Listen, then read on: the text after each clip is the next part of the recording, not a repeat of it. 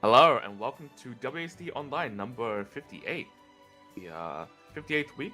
Evo is done. Wilderness patch has come out. Things have settled down a little bit. EX characters have been played around a little bit. And yeah, plenty of buffs to go around. A couple of nerfs. A couple of very interesting changes. Yeah, no, it's a good time to get into the game right now. Like especially like if you were playing with like one of those characters before, it's like I want to try a little bit of a vanilla instead of vanilla Grand. I want to try some put some sprinkles on that Grand. There you go. The EX version's out there for you. Yep, absolutely. Not necessarily always buffs, but there's just different things. For example, EX Narmaya has a whole suite of different, well, not a whole suite of different skills, but it's something else. You no longer have EX Flip. It's a lot more neutral based. Yeah, a lot of people so far have assumed that the X's are weaker than the base characters, although yeah, they've been changing, well, expanding their design, like approach a little bit. For example, X Grand, he has his DP on his 5U. Oh yeah, but he also does have a metered invincible one, which is a bit of a shame. I thought if they gave, it would have been interesting to have someone not have a metered ultimate DP, just so you could see like if it makes that big of a difference. Yeah, I think my favorite of the EX move changes is like how I know Narmaya has only one stance now, and like it kind of mostly combined the best of some from one and the other, and you got Setsuna with an anti-air version. But my favorite is just that Sonic Spinball move she does where it just keeps on rolling, especially the U skill version where it's just like spinning up in the air like mad. Oh yeah, projectile invuln. However, most of the time you're going to have to be doing it on callout rather than reaction because it does take a while to come out. Funny interaction. If you like spin to GG, you're just gonna get paused there because of the hit stop. Yeah. Okay. Yeah. But in the meantime though, we got ourselves Rainmaker versus Kaio Ultio to begin WASD Granblue Fantasy versus Rising Open number 58 here. We got Nier on the screen. Did I see I was looking away briefly. Yeah, okay, it was Lucilius. I was not sure for a second there. The rare eel hat. That used to be all the rage on like Nier release, and now you don't see Nier that much, but you see the hat even less.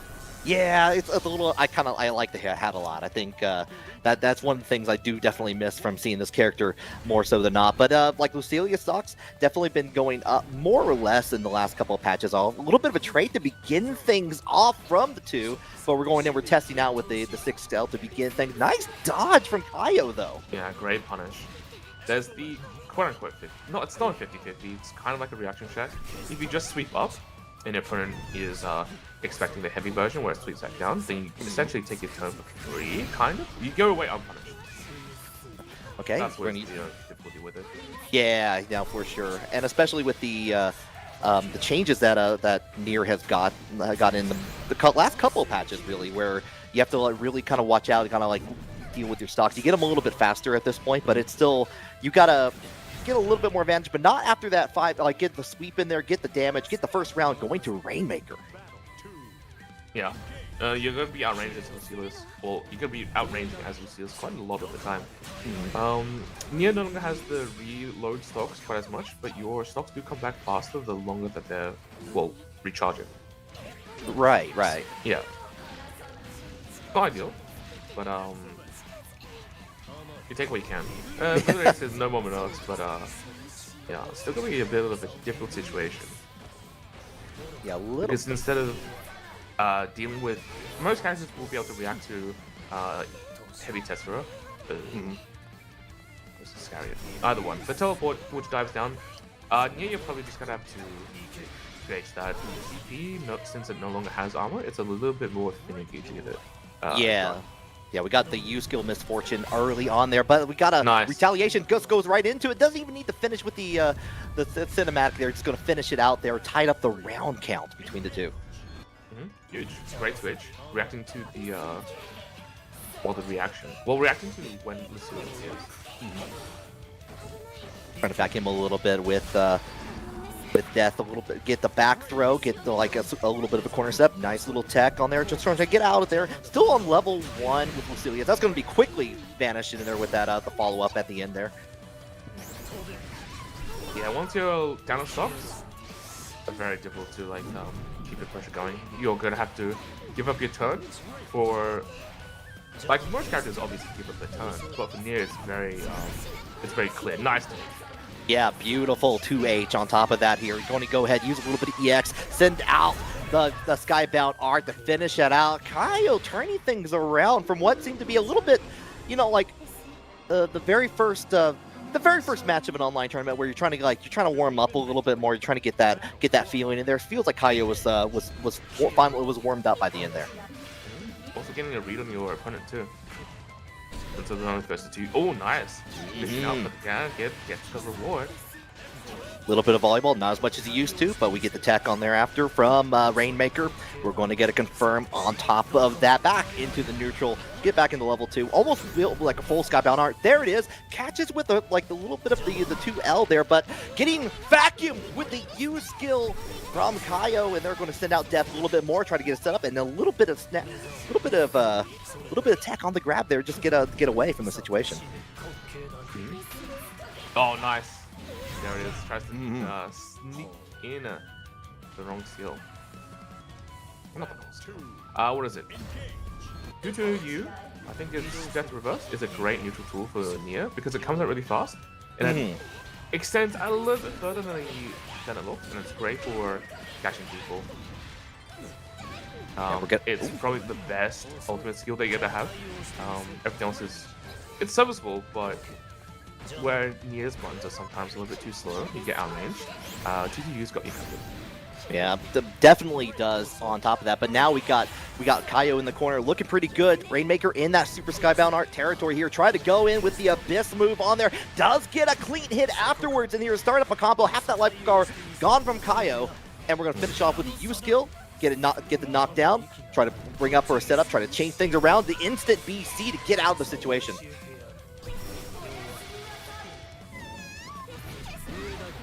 Oh, nice call out. Yeah, now you're running into Light Scary. Wow, just gets immediate. I think that was the well, with Iblis setup, you have two options, right? Either you roll or you spot dodge, depending on which one. That one might be slightly simple. That one's harder to deal with. Yeah, Kaio's dodging has been pretty good all throughout that. Like just that, like hasn't had chance on that one here. BC, get out of the situation. Doesn't want to be in the death sandwich. Also not a bad option. It blows up Nier as well as kills Death with a good amount of stocks too. So especially cornered like this, it's not a bad way to nice spot. And you get the 6L on top of that just to get this combo started. You're going to go right back into the corner. Combo limit does get hit here. Get the tech. Super Skybound art territory for Rainmaker. Already dodging immediately. Going up into the air with a dive kick. Going to get a little bit to level 3. Immediate use of the U skill, Misfortune, not enough to kill. We're going to send it out again, and immediately, like using that skill to set up, like for Kaio, Rainmaker rather, having hit any button whatsoever. Kaio is going to be taking our very first match of WASD number 58. Yeah, great spacing. Just gets outside of the ultimate phosphorus.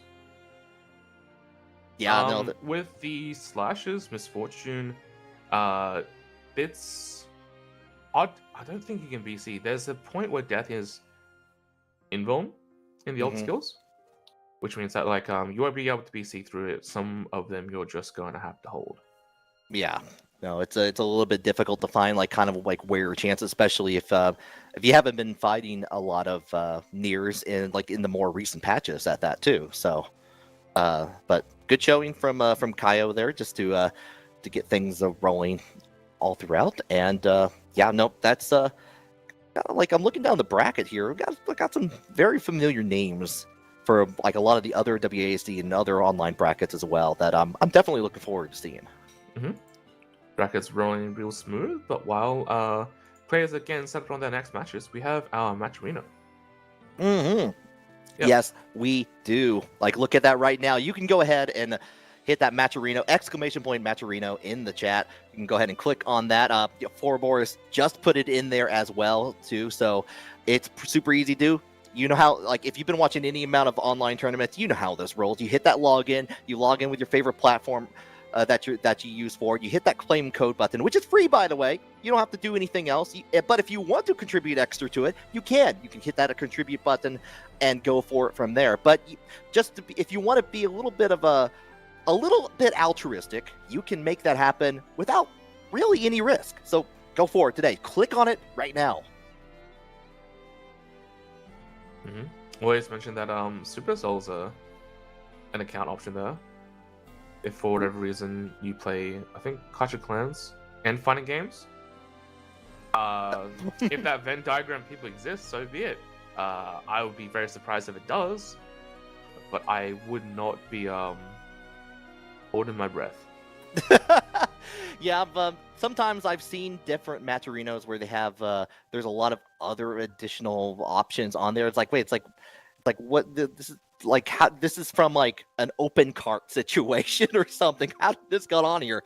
But any way that you can help contribute to it. I mean, there's the you can buy a fighting game community tee on the marketplace. You can buy as well. So there's other ways to contribute if you want to get something for your trouble as well. And I'm sure the players will be glad to have your support, especially all the top 3. Oh yeah, and if we get to that the top 150, we get to that top 4 payout, and like you can see the tiers on the Matcherino itself, but we go all the way to a top 8 payout if people are feeling especially generous in there. Yep. So if you're having a good time, feel free to hop in, make that happen. In the meantime, just click on the claim code. You don't have to do much beyond that. Not only that, but winning top 8 will put you towards WASD's 2025 Grand Tour. Relatively locked in for... Oh, no? So, that one's one that I still have to get fully done with. So that one, we've already gone through most of the time for the tour. That basically is already set up. You just need to get everything ready with try to also get enough prize pool. Ah, yes. Okay. And be still having to get used to everything in Europe, and also injured himself again. Because the Curse of Raw always strikes him at the worst of times, I swear. Oh no! Like I heard about a little bit of that. I hope Imperius Club. I hope you get better soon on that for sure. That is that's never fun. So.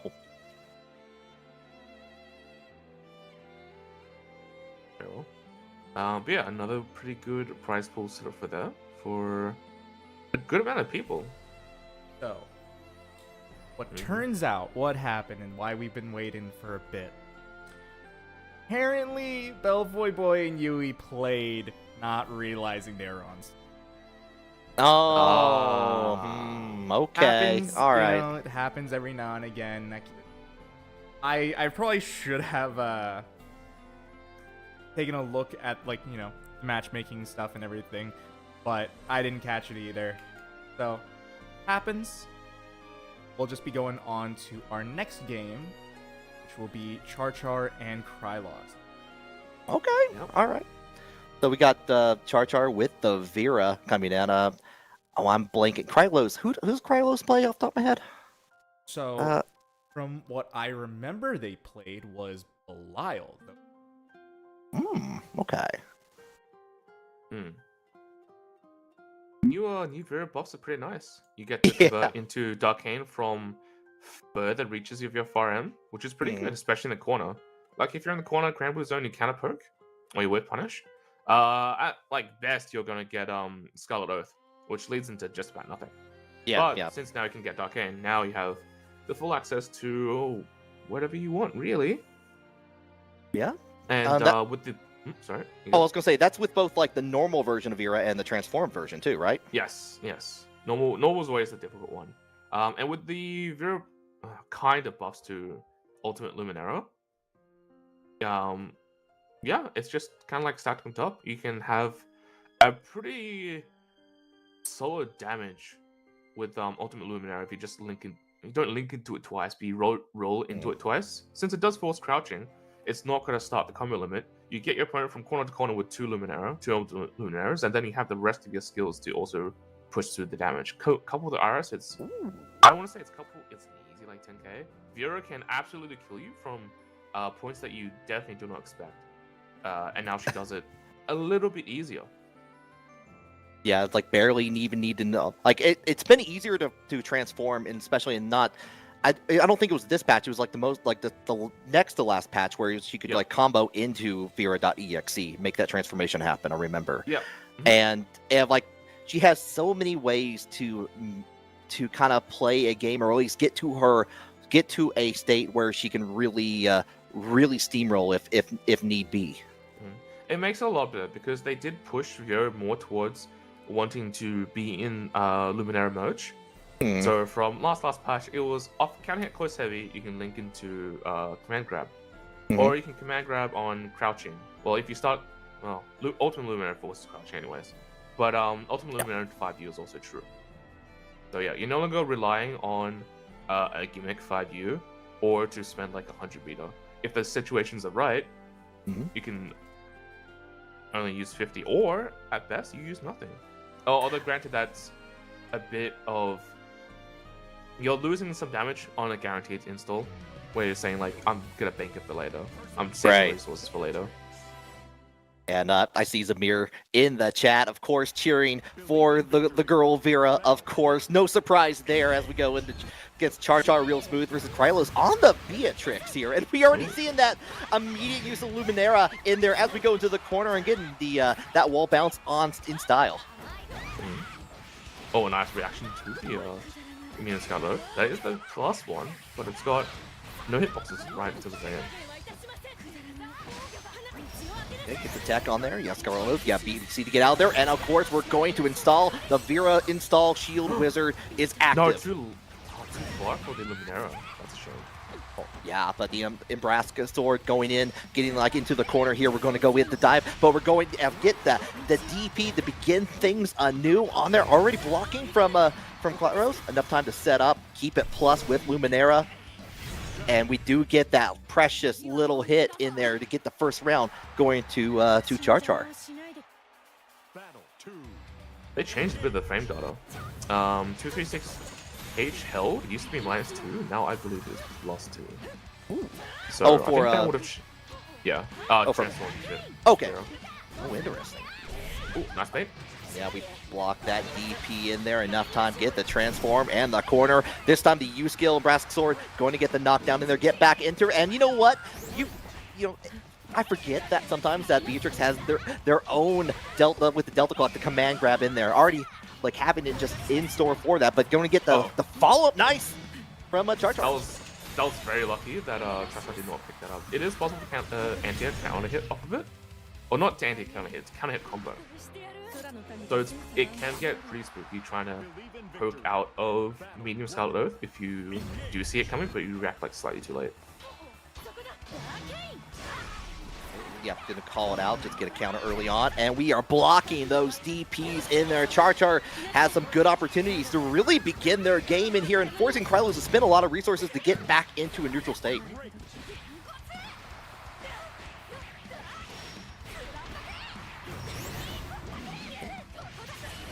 Go ahead, yeah, get the connecting flight on top of that. Use that Skybound Art. Is that all you need? Oh, okay, you're going into Super Skybound Art territory, but you got one more interaction, forcing Krylos out of the corner with BC. Nice, Edward. Oh, beautiful 2H on there to get the knockdown. I actually thought Char got over and was just outside of range on that. And I guess Char did too. Krylos, though, on point. It's very funny that both of the anti-airs are pretty much the same, since they're just diagonal stabs. But, it's not Scugs type hitboxes, so it's pretty big boxes. Oh, too far! I'll try to go for the Thunderbird in there. At farther ranges of Ultimate Luminera, 5U doesn't actually reach. So if you see Vera hit you with 2 just like backdash or like mash DP. But there's a 50-50 chance they get the range wrong and you have a free punish.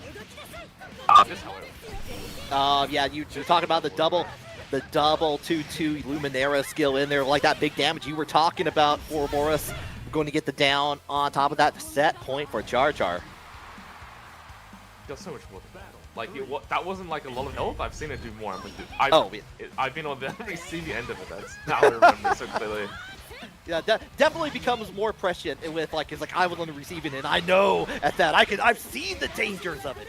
Yeah, it's like, oh, this wouldn't kill me, and it does. You go, huh? That's one year ago. Yeah, that's the type of story you tell in the pub afterwards on that. Absolutely not. I don't want to tell no one that story. Just like 3 drinks in, it's like, man, I just got the most damage hit on me here. Oh, sneaking in a reverse. Oh, gets it off 2L as well. Okay. Yeah, no, it's a plus with Luminera helping out here. Cancels out of the 2-3-6 gone. Nice tech on there. A little bit of late from that. Trying to cancel, trying to bait out any button. Catches!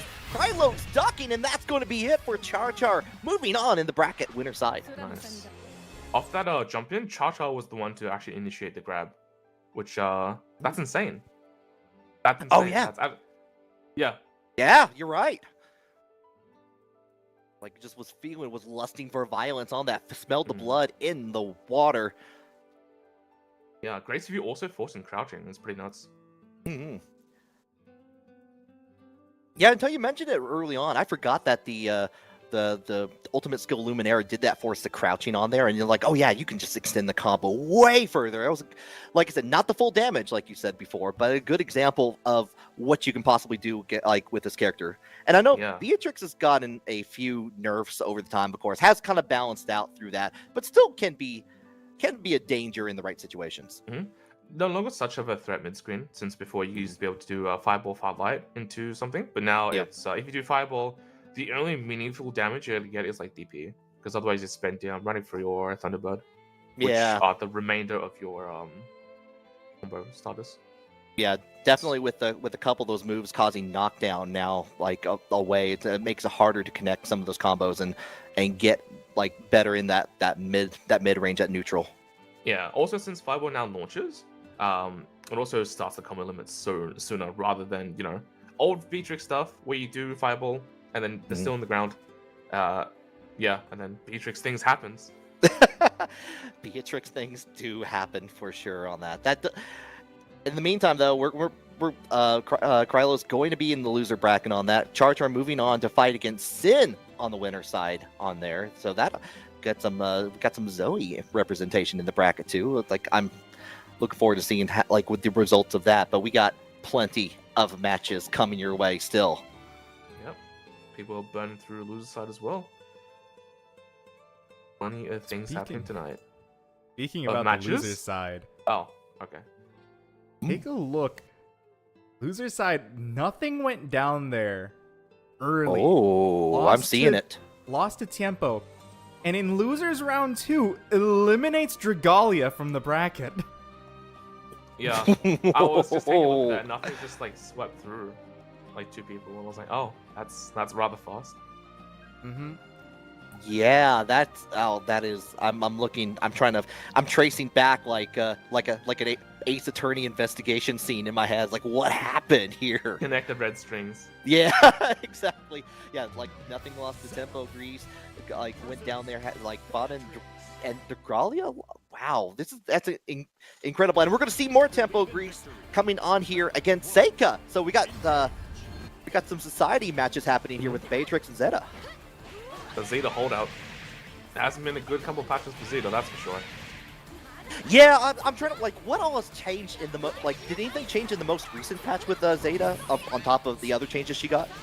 No, but that might as well be enough for that. that is true. You can still fly in the air, you can still control that corner. The double sweep on the... You can still bait BC pretty well. Oh, yeah, you can. And already enough time to get that Skybound art, get the extra damage into the last third for tempo. Oh, actually misses on the BC. There are BC in-bone setups. Well, not BC. There's setups for Pogo to dodge BC since you go high, but the downside is that it loses to like fuzzy mash and stuff. Gonna go into neutral. Use like getting onto the other side here. Delta Clock has available, but you know what? We got those hits in there. Doesn't even need the follow-up use skill afterwards. Seika going to take that first round. Great recognition not to commit to the dash attack and just go for the grab instead, since what is it? Ziggy's buttons are kind of slow. Her lights are light, but the rest of them are pretty slow. You rely on what is it? The armor to take your turn back essentially, and force a little bit more respect out of your opponent. Yep, going to get into it. So like set up with an empty low in there, getting out of the corner, but we're going to follow back in there, getting hit, and follows up with the U skill version, just raw. So you're going to get a little bit refunded on top of things, and upon this massive damage here. Also, lucky it was further from the corner. It was almost going to result in a warp out. Nice. Neutral hops to see what the bait is. Yeah, there's one of the big nerfs from recent Matrix patch. It's gone from, I think, -7 to like -8. It doesn't seem like a big difference, but it does mean you can punish it with more things now. Because there's definitely more 8-frame buttons than there are 7-frame buttons. Yeah, and you're getting dangerously close to some of those the more heavy buttons and skills that you can get terrible damage inflicted onto you for doing the riding free. But here we go. Sega up one here. Already trying to back away. Trying to hold it. And we're already calling out like the riding free early on in there, just using that long range of Zeta Spear to get back in there. Oh, very brave option. Nice, one grab on the Rhapsody again.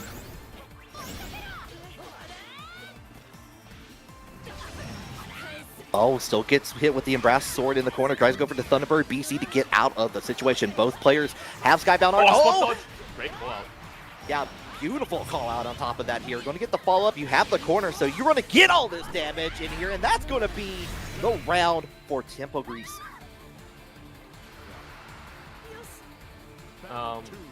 It was definitely a big call out, because you can hold the Rhapsody for a little bit longer to absorb more hits.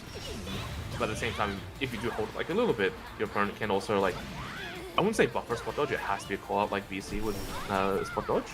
But yeah, great stuff, good recognition. Yeah, no, that's kind of what you need to see at the spot of the moment to take back around. Show like bringing back tempo to keep on this side. But we're going to get the follow up. Last little bit of health. Going to go use a U skill. Get that 50% refund. Nice. Sega gets out of the corner, but we go in. Thunderbird once more. The confirm, tying it up 1-1. Yeah, Tempo had so much health. You can just like guess lights at any point since you can convert it into whatever you want really at that point. So it's a big boundary climb because the opponent can play relatively disrespectful because of the health difference. Yeah.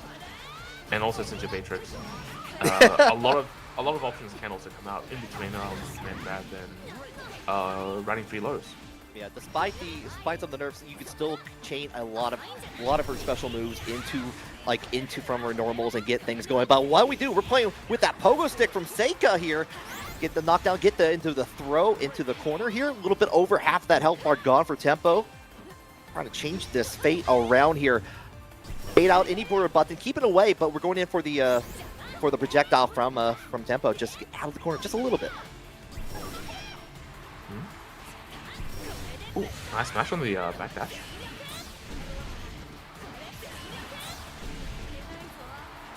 Oh, we don't get the follow-up on here, but we do get hit by the Embrace Sword from the U-Skill version from Tempo. Push away. Nice dodge. Yeah, get the tech away. Oh, and I love the call-out with the Star Chaser on riding free rather on that with the U-Skill. Going to get the hit at the end there, but I like that rush down. We're realizing that Seika's been trying to backdash a little bit, trying to bait out any sort of button, and just like, no, I'm going to call it out. I'm going to make sure you think about those options in the future. Oh, cool correction. It's not that bad. Ooh, nice third bait. Nice backdash, and in the corner as well. That's a great start to this round. Oh, but the drop combo. Full advantage for Seika here, who is on set point now. Goes ahead, the spot dodge on the second one has been going in for that, for the projectile U-Skill twice here. We got ourselves a hit from Tempo. Going to go right back into it. One more time, set up the Star Chaser. Holding down, and I like that also kind of keeping outside of the Rhapsody range also for any of the follow-ups. Yeah, although you don't get too much out of Rhapsody mid-screen, you also, at the same time, don't want to give up your pressure.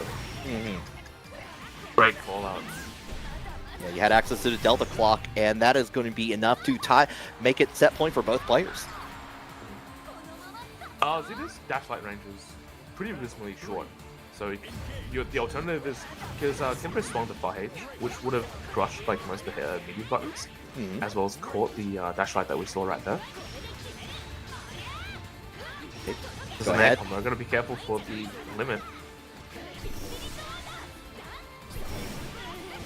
Get the U skill, Brass Sword, get out of the situation, back into neutral.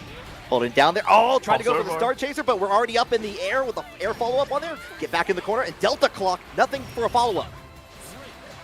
Unfortunately, it's the Delta Clock on the EX, so you can pick up from the running thing any further. But you're out of the corner at the very least. That's something. On a cool crouching punch again. Oh, yeah, there's Breaking Strike. Realign that at the end there just to confirm it. Seika taking that 2-1. Very nice. 2H, unfortunately, a little bit too slow. It is gonna be a little tricky anti-airing that as Beatrix, given your arc. But yeah, this just in time. Seika did drop. I don't want to say it's a drop. I have no idea what we follow up after that. But the past 2 times where he has gotten the crouching hit, it's always been like close heavy. And then it was just nothing after that. Or sorry, close medium. But this time, he remembered. Rain Strike, frame 1 off of any normal. And definitely within range. Oh yeah, no, you've had everything and all the tools in set there. Might as well finish it off there. Yeah, get that Pogo on there. Perfect. That's how you play the game. Seika doing a fine job of that. Yep. Definitely makes the character look pretty good. Like, despite even in like the nerfs and everything else on there, Seika still showing that on there. That does mean that like Tempo is going to be going to the loser side of the bracket. Has to fight the winner between Krylos and Kelly Kells, it looks like, in there. And if you want to follow home, I think exclamation point bracket should bring you the bracket. I'm going to find that out right now. It does. Okay, very good. Very good. Love to see it. I'm getting better at this stuff. It actually works. Yeah. Hell yeah. There's always that fear in, like, when I'm running production, there's always that little bit of fear. It's like, oh no. How many weeks back is the last MoveBot call for that? It's like, and then I'll remember at the last minute. So good on you. Good on you for that. It's worse when like There's a lot of stuff I had to remember to do and how to do it, because I'm like, oh yeah, I haven't had to make a Matcherino ever. Cool, I actually got codes. Yeah. Let's go. Yeah, nice. Shout out to Koyo getting the codes for us for this Matcherino. Exclamation point Matcherino. It's around the bracket. Yeah, also when the block freezes, for a second you go, oh, is it not going to do the thing? But then, like, the panic, when it builds and then it spits it out, you go, ah. Yeah. All as it should be. All as it Yeah. should be. But speaking of all as it should be, the Matcherino. We got a bunch more codes left to go, 42 in fact. So yeah, if you've been enjoying the bracket, please do jump over to the Matcherino and claim a code by logging into one of your whatever socials you want. Super easy to do. Yep, go sorts of players, they'll appreciate it. Payouts at certain price points. You can also make a donation if you would like. Yeah, we also would appreciate it, since it does encourage the players to keep coming back. Yes, indeed. Here, as you're seeing with Obelisk and Yosamitsu on the screen, Obelisk on the Versusia, Yosamitsu on the Belial here, does hit the combo limb, but we're going to go ahead and get another hit on top of things. Start up a new last little third for Obelisk to get through, and we're going to go ahead and use that BC just to get the Skybound art on top of everything else. Yosamitsu was strong. That's dead. Yeah, I was gonna say it would have cycled back to having 5 wolf cooldown for pressure, but it's no longer as good as it used to be. But it's still nothing to sneeze at. Oh, nice whip punish.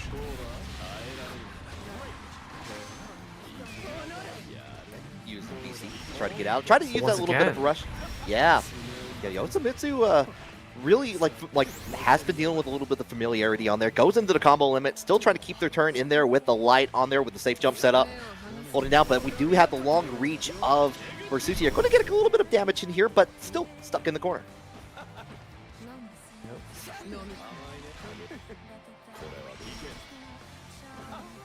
Yeah, just looking to bait something out. Oh. Nice. Yeah, that's it. Yeah, get back in the corner with you. Don't even have to do anything special in there. Just use the BC at the end. Yosamitsu up 1. Yep, EX Fireball is now negative. But there's obviously a gap before the Fireball and the spin. So just leaving it as, looking for some sort of a reaction or perhaps do it. You can always roll through EX Fireball. The downside is if they reel it back, then you'll get down here. But if they don't show that they can reel it back, just roll through EX Fireball all day. I think it's guaranteed punish. So long as you're like within medium range, kinda like this range. Get the touch. It's like Yosamitsu's been just mainly kind of biding their time mostly on this, just finding ways to open up Obelisk without really having to take any risks whatsoever. Just Obelisk has just been kind of taking it and trying to see where they can get in. That time did try to go for the grab in there. Yosamitsu was too far away. Got the punish on there, and it's now set point for Yosa. Yeah, Yosamitsu's been pretty good backdashing out of these grabs, or backdashing out of range. So we saw him do backdash outside 6XL, which is pretty good. It's very good for wrong-footing your opponent and to keep them guessing about their ranges. If they think you're gonna backdash out of your like max 6XL range and they do a deep dash in, you stop them out with like a 5 medium or something. I do like the call out. Oh, sorry, go on. No, that was it. Oh yeah, that was just the call out with the overhead on there. We got in the corner for this first time that Obelisk has been able to get anything really started here. Going to use as much meter as they could possibly go into. Nice string kills. This is round. Yeah. And yeah, I was make sure it happens. That time, Obelisk did a deeper dash light, which is how it caught using this backdash and started that entire situation. What a funky series of frame kills. Definitely did not expect that. The Susie V plus after like 3 with normals, but no, she is. Fair enough. You got me. A little bit of life. Great reaction. Yeah, U-Skill Goetia going in with the back in the corner, and this is where Yosu's been just doing the majority of the damage in here, making Obelisk second guess a lot of that. But we get in with the 2 L's to begin things anew here. New me with Obelisk goes ahead into the Skybound art, showcasing that beautiful graphics. Yeah, once she drops the option, it is a bit of a funky starter. Punchable? Holding it back there. Oh, now you're gonna be watch out for your 5 balls. If Yosa's gonna react with the Goetia, then you're in big trouble. Yeah, nice spot dodge from Yosa on that. And Yosa's definitely shown with the Goetia, especially U-Skill from far distance, like not afraid to showcase that out at the last moment if you think you're making a mistake. But you go in, you get the grab in there. Obelisk is on the board. There we go, 1-1. Key thing about spot dodging the pillar is that it doesn't give her any of the meter refund. Might not mean a lot at 50, but it does mean Easy to get off. Just like holding down here. 6XL catches in. Hit. Yeah. Going in with the back throw. Another time for another setup. Yosa, very familiar, but nice call out from the spot dodge in there. Going to use the long reach of Versusia to get some damage in there. Big match on the other side. Well, the staggers are good. There's the open up, and that should be the round. Yeah, if you don't drop it, but this looks pretty good. Yeah, there it is. Set point yet again for Yosa.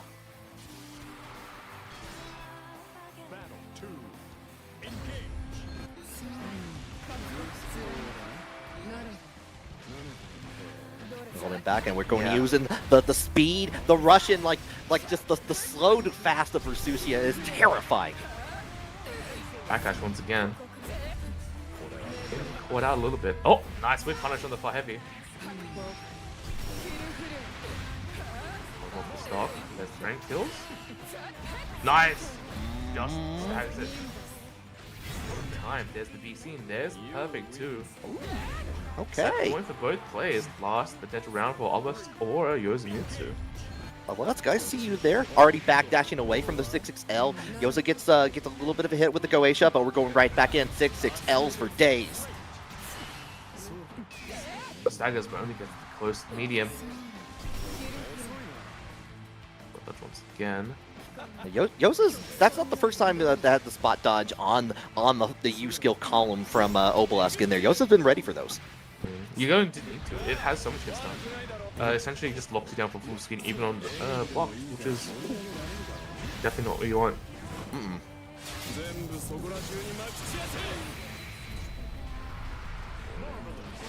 Good starter. Command grab coming in soon. I haven't seen the little game. He's now the time to pull out the grind, but too far. Yeah, didn't get the follow-up hit. Just, yeah, like you said, a little too far away. The sweep in here for Obelisk, trying to get something started here. Going to get the stagger, stand up to continue the combo in here. Going to be a big damage here, but not going to have enough to go into a U skill afterwards here. Just finish it off. Oh, but we got the overhead into the... Let's get the ultimate. Yeah. For the kill, that will be Yoshimizu taking it 2-1. And some pretty nice back and forth gameplay.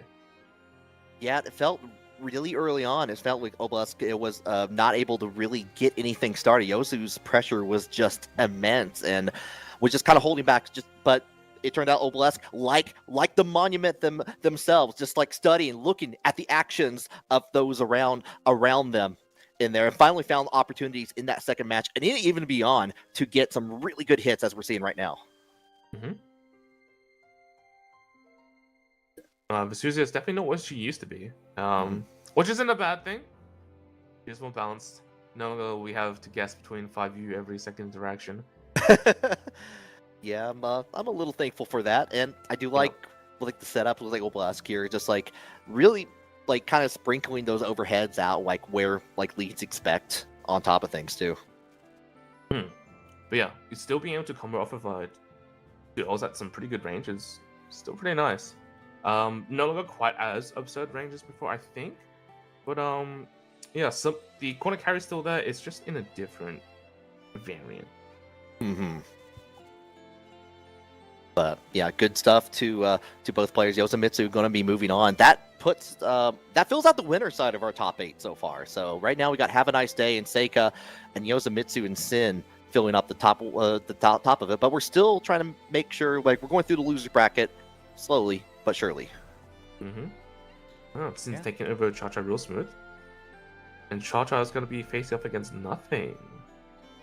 That'll be interesting to see who emerges victorious out of those two. I mean, Nothing has kind of had quite a run so far in the loser bracket. The last match beforehand was, like we were talking about earlier, against Dragalia. That was a 2-0 at that. Definitely nothing to sneeze at. All right. Well, since we now have made it to our top 8 point, are going to be taking a small little break just to let losers catch up and, you know, give a little break to our commentators here. While we're on that break, y'all can head on over to the match arena. You know, we still got plenty of codes to claim, so please do head on over there. Do get some of those codes claimed. We'll be back just... Adios.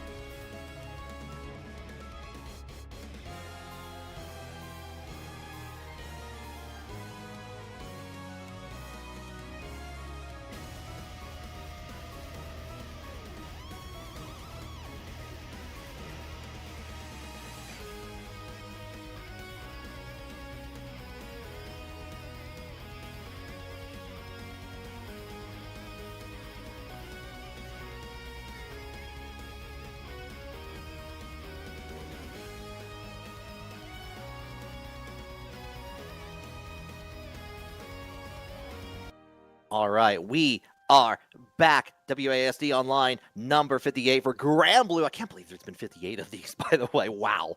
But we're back. I'm Risky Sweep, joined here by Foroboros. How's everything been going for you so far? Hello, it's been good. Great patch. Absolutely good stuff. Wilderness has been pretty fun. Yeah, it does take a bit of getting used to another big body. I wouldn't say brawler, but yeah, it's a little dangerous playing against Wilderness sometimes. I could see that. Like, Yep. I haven't got to play a lot against Wilderness in the new patch yet, but like what I've Oh, you experimented haven't? with that, yeah, with the new, like what I've experimented is like like being able to like stop projectiles with 6XL and really kind of really set the pace of the game. It feels a lot like bigger Sora is in some ways. Like, let's get those plus frames really up, making the blood pump. The difficult thing is the ultimate Hadron Smash. Have you seen the Okay, Hadron Smash is great because it bounces your opponent to the opposite side of the screen.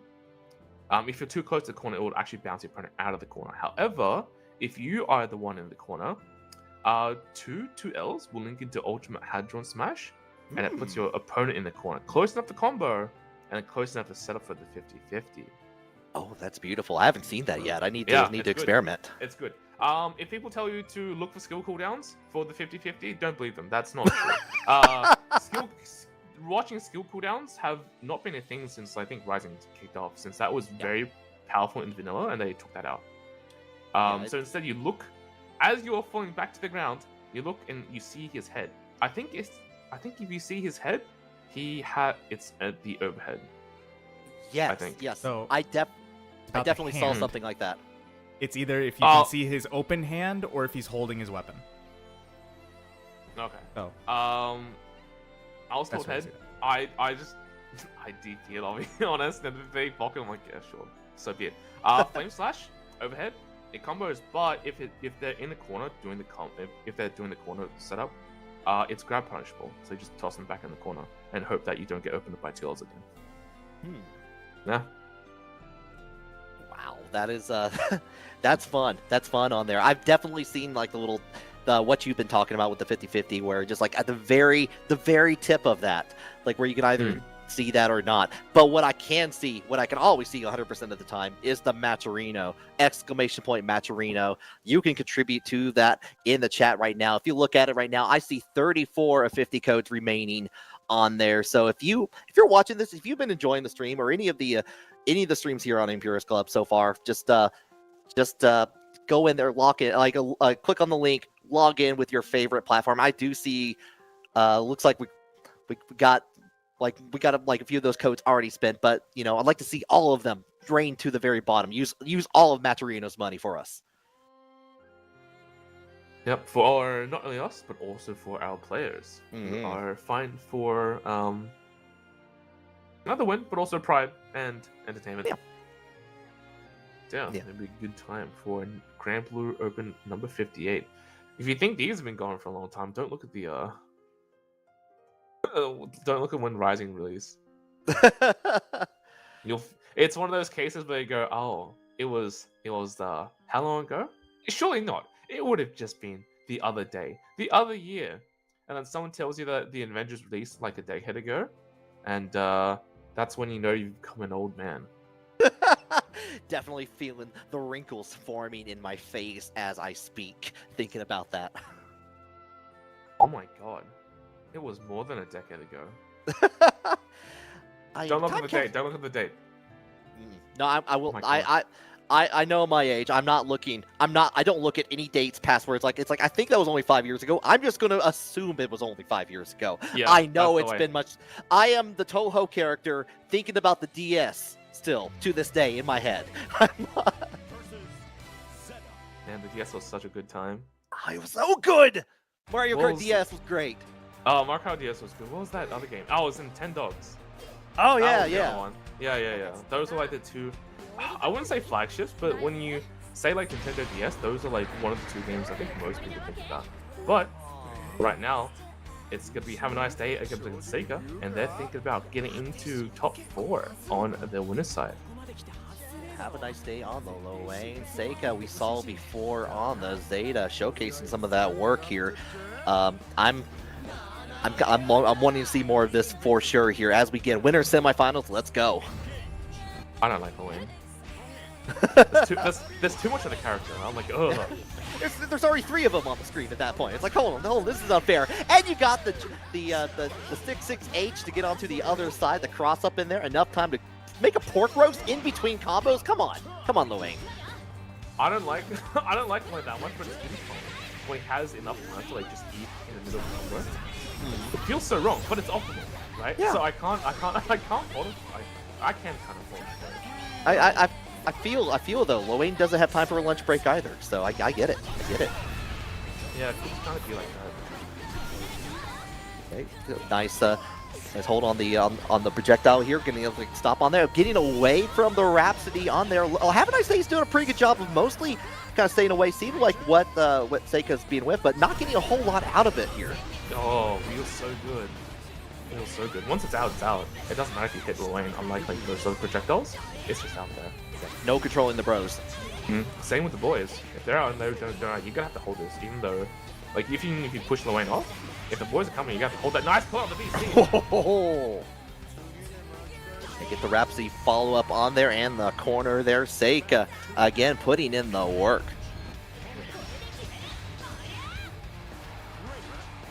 Yeah, wasn't sure to see what character like Have a Nice Day was going to run with this time around, but like not really surprised to see the low lane, but definitely has a couple of like other characters I thought first on here, but yeah, I've got a lot of characters. Oh, Rhapsody whips too high up for the parry to trigger. Interesting thing about certain parries, this only works for I think Charlotta's 5U and ultimate parries. If it hits a projectile, if they're close enough, they'll get winged by it. So the Charlotta, what's her face, Cagliostro matchup, pretty easy. If she sets a trap, she just parry on top of the traps, and yeah, she just gets hit, and there's nothing you can do about it. It turns the matchup from like a really bad one to pretty manageable.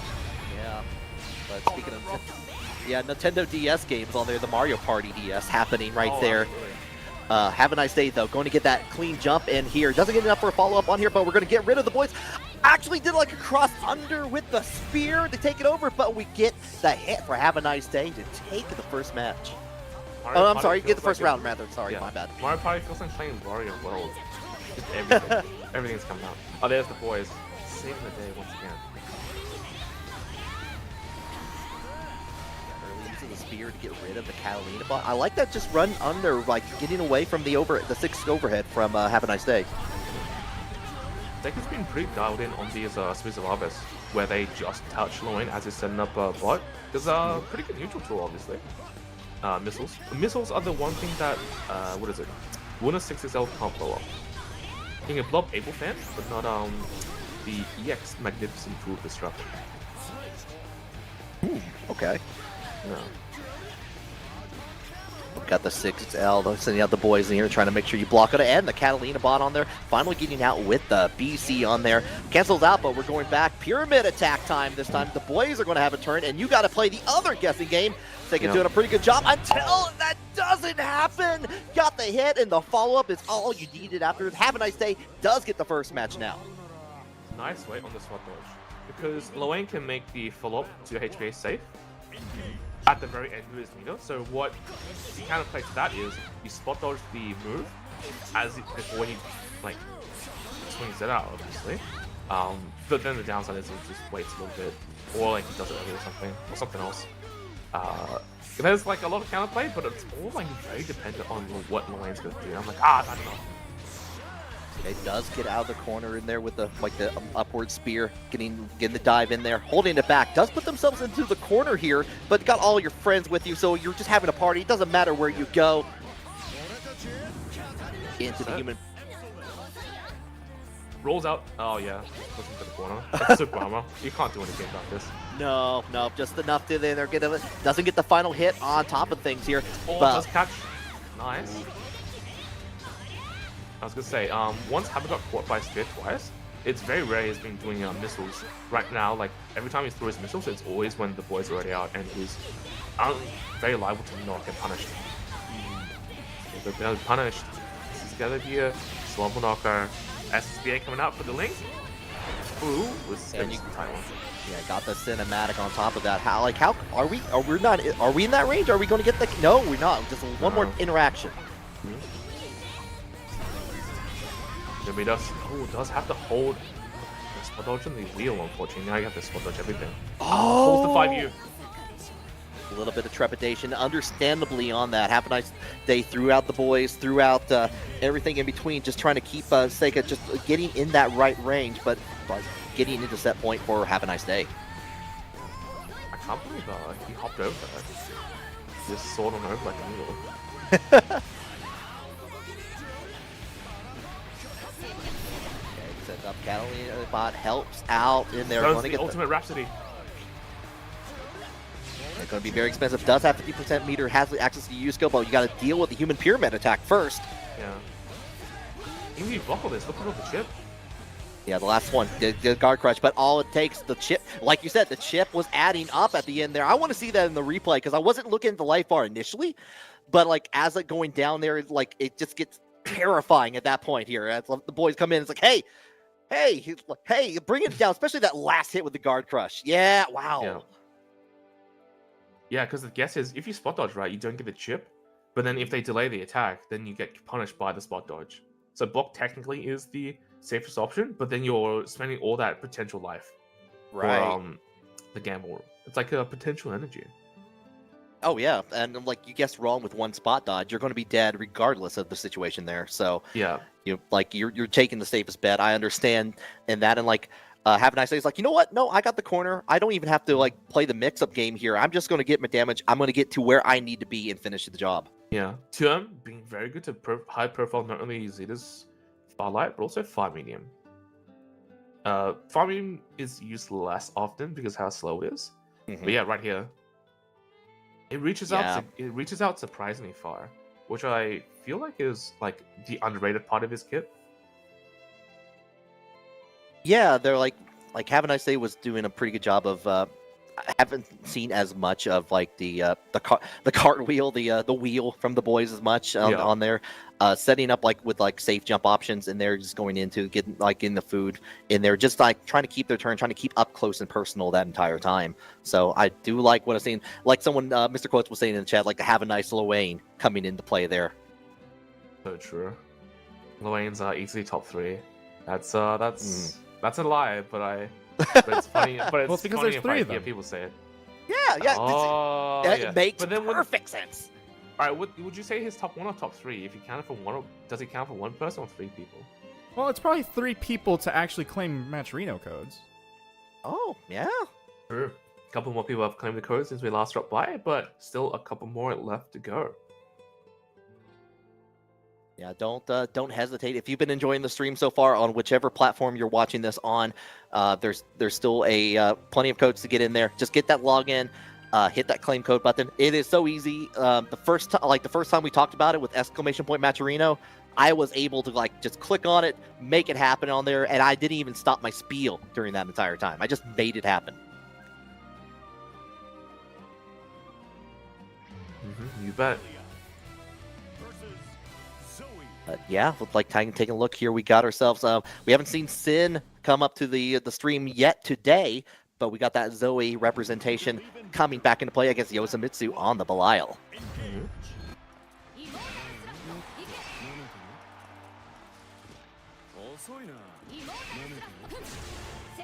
Also, I forget how good the summer outfit from Zoe is. This is a good color scheme too. Yeah, the color scheme's good. The weapon's pretty good. I'm still not sold on a summer outfit. Yeah, it's fine. But I used to play the guard show. I played the guard show roughing when Summer's Away was like very meta. So I'm very used to like that look. Like the jacket. I see. This isn't the Summer's Away, I know. It's like you have another outfit in that closet, so you're like, you know, maybe for next year, Oh, drops it, picks it back up. Oh, too slow for the Gorisha. A lot of familiarity here, just get in, but the 6XL in there, Sid is going to get the pickup with with the Raging Chain on there afterwards here. Use that U skill to get the follow-up, go in, set up with the electricity on there afterwards. Does get a little bit of a hit, enough time to set up Dragon, enough time to get the block in afterwards from Yosamitsu. Skybound arm, but doesn't get the pickup. Oh, you're so lucky that recovery worked in his favor. There's no rate points anymore. Oh, tries to go for it once again. Oh, just gonna do it. Nicely done. Yeah, Sin had to spend everything just to get to that point and didn't finish it out, unfortunately. That's a hard combo drop.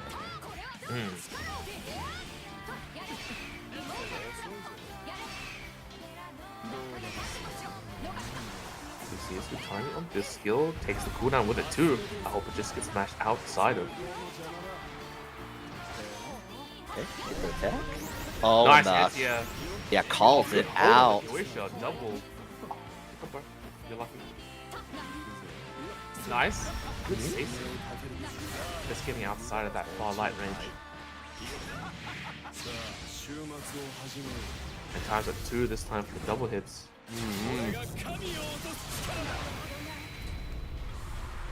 Just enough on there. Get the last interaction in there and going in for the EXDP to strike it down a little bit, little bit rage-inducing for sure on that. But Yosamitsu going to take that first match. Delays on that. It was 2M, right? So you're plus. But then you go for the reset, so you're like roughly 50-50, and then you DP. Bloody hell. Yeah, and it worked. Yosamitsu showcasing the work in there, and we're going back into the lobby for a second. There, are we? You know, I'm trying to rack my head. I don't know if Sin's just thinking about it. I don't know if I've seen Sin play anyone other than Zoe in my head. Oh, okay. Like I see the text on there. Like it looks like some lag is setting up. They're resetting it, so we're gonna be a little bit of a delay happening on that, but. So far, Yosamitsu up 1. Maybe even part of the reason why the combos did drop on there, just an unexpected frame drop all of a sudden in there. Thank you, Starlink. We appreciate you. Yeah, I got the I got everything going with that.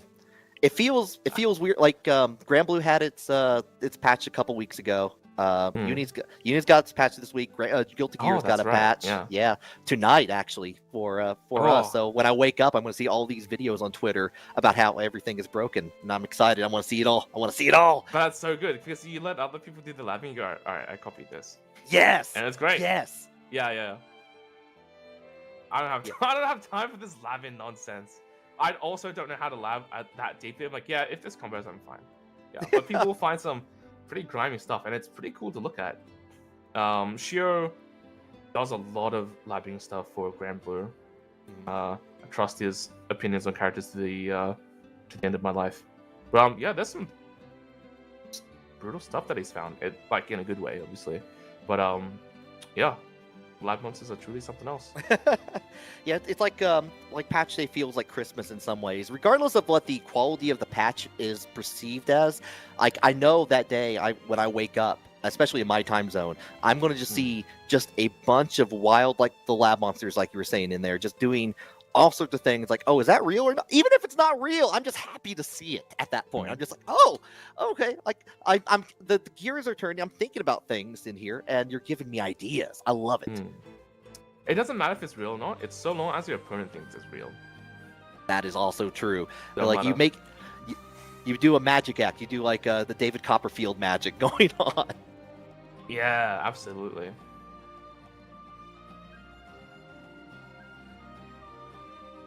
But this is a just a quick time here. Like we mentioned it before, but ! Matcherino.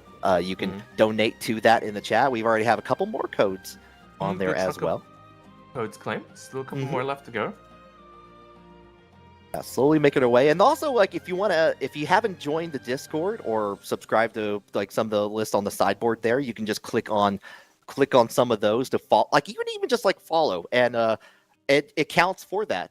Even if you decide later, it's like maybe you should definitely follow down like on the list on there. But if like decide like later, it's like, oh no, like maybe I do it again at a later point as well. So there's other ways to contribute outside of just the direct contribution and the claim code.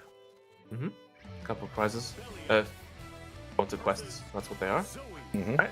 But right now we're going back in with Yosa Sin round 2.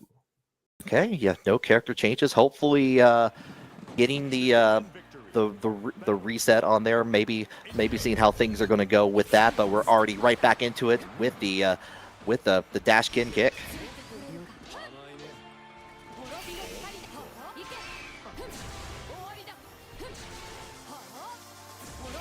Okay, just holding it down, but does get hits with Dragon Laser.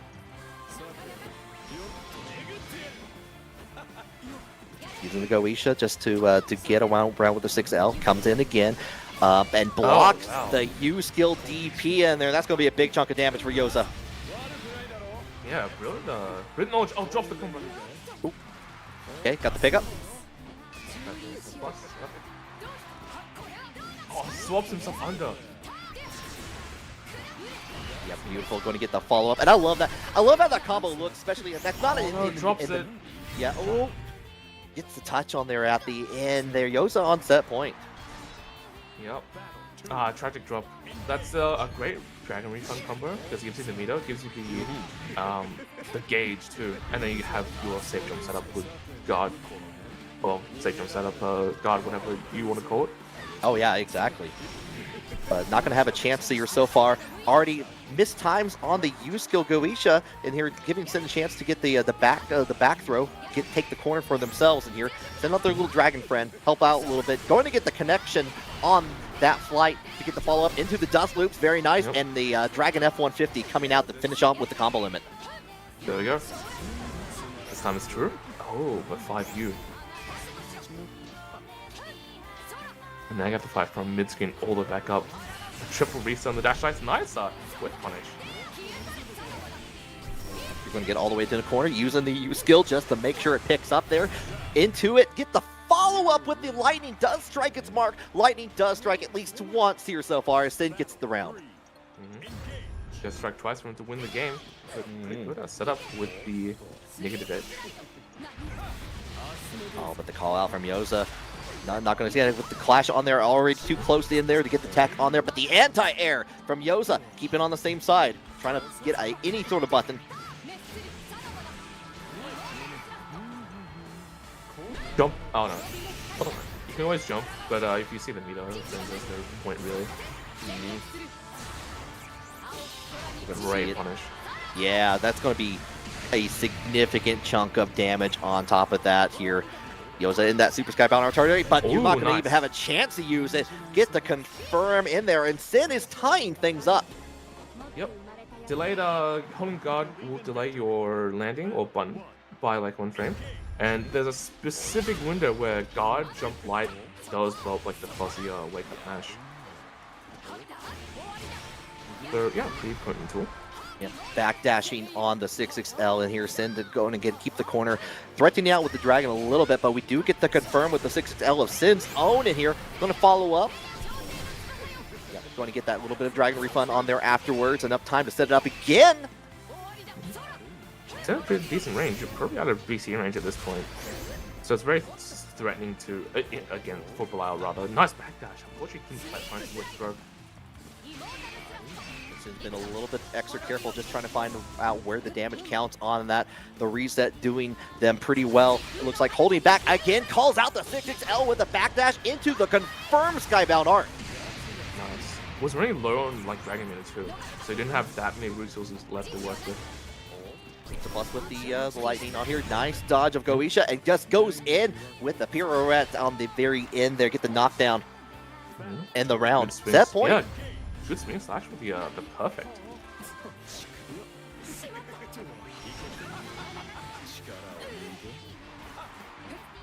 Knockdown. Yosa has a chance to get it back in there, but we're calling out yet again with the 5M from Sin. Confirm. Oh, nice. Just blocks it back in turn. It really feels like the DP thing, where like if your phone DPs, I feel like I want to DP too. Oh, picks it back up. Oh, a tragic drops. Turns into a fortune. Nah, that's pretty good. So even at 1-1. Oh, yeah, a big steamroll in that round here, tying up the set count, set point for both players here. Critical match in here to continue on the winner side. The cross under from Sin just to kind of stay on here, but going to get pushed slowly in the corner. The BC just to get back out into a little bit of neutral range. Just within range. The very tips right there. Double refund. Ooh, nice auto time stuff.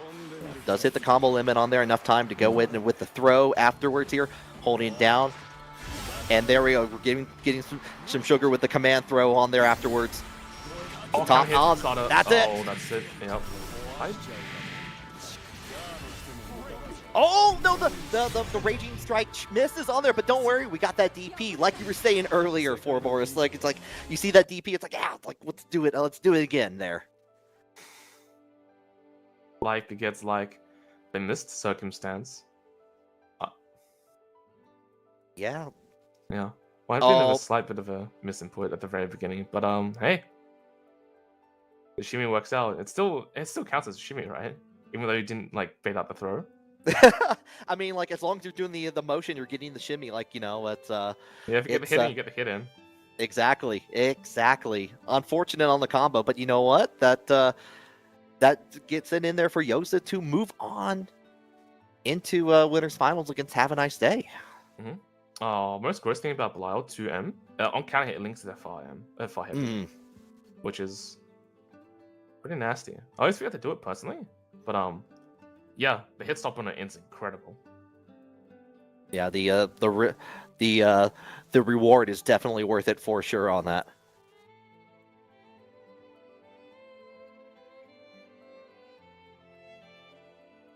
But yeah, no, good stuff in there from like one of the we haven't seen a lot of that's one of the two ones that we've seen on the screen here. That does mean that Sin is going to be moving on into the loser side of things. Going to fight out against the winner of Tempo Gris and Maxama on there, and on the other side, Seika on the loser bracket. He has to fight the winner between Nothing and Obelisk. Nothing also took it over Char. Obelisk.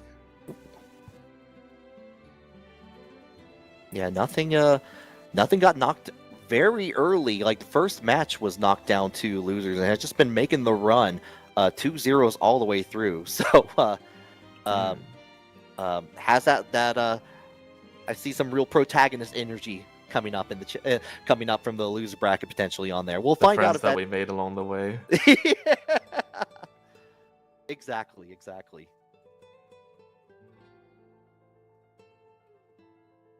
Looks like we're going to get Tempo Grease versus Maxama on early. We saw Tempo with the Beatrix earlier. I'm forgetting who does Maxama play.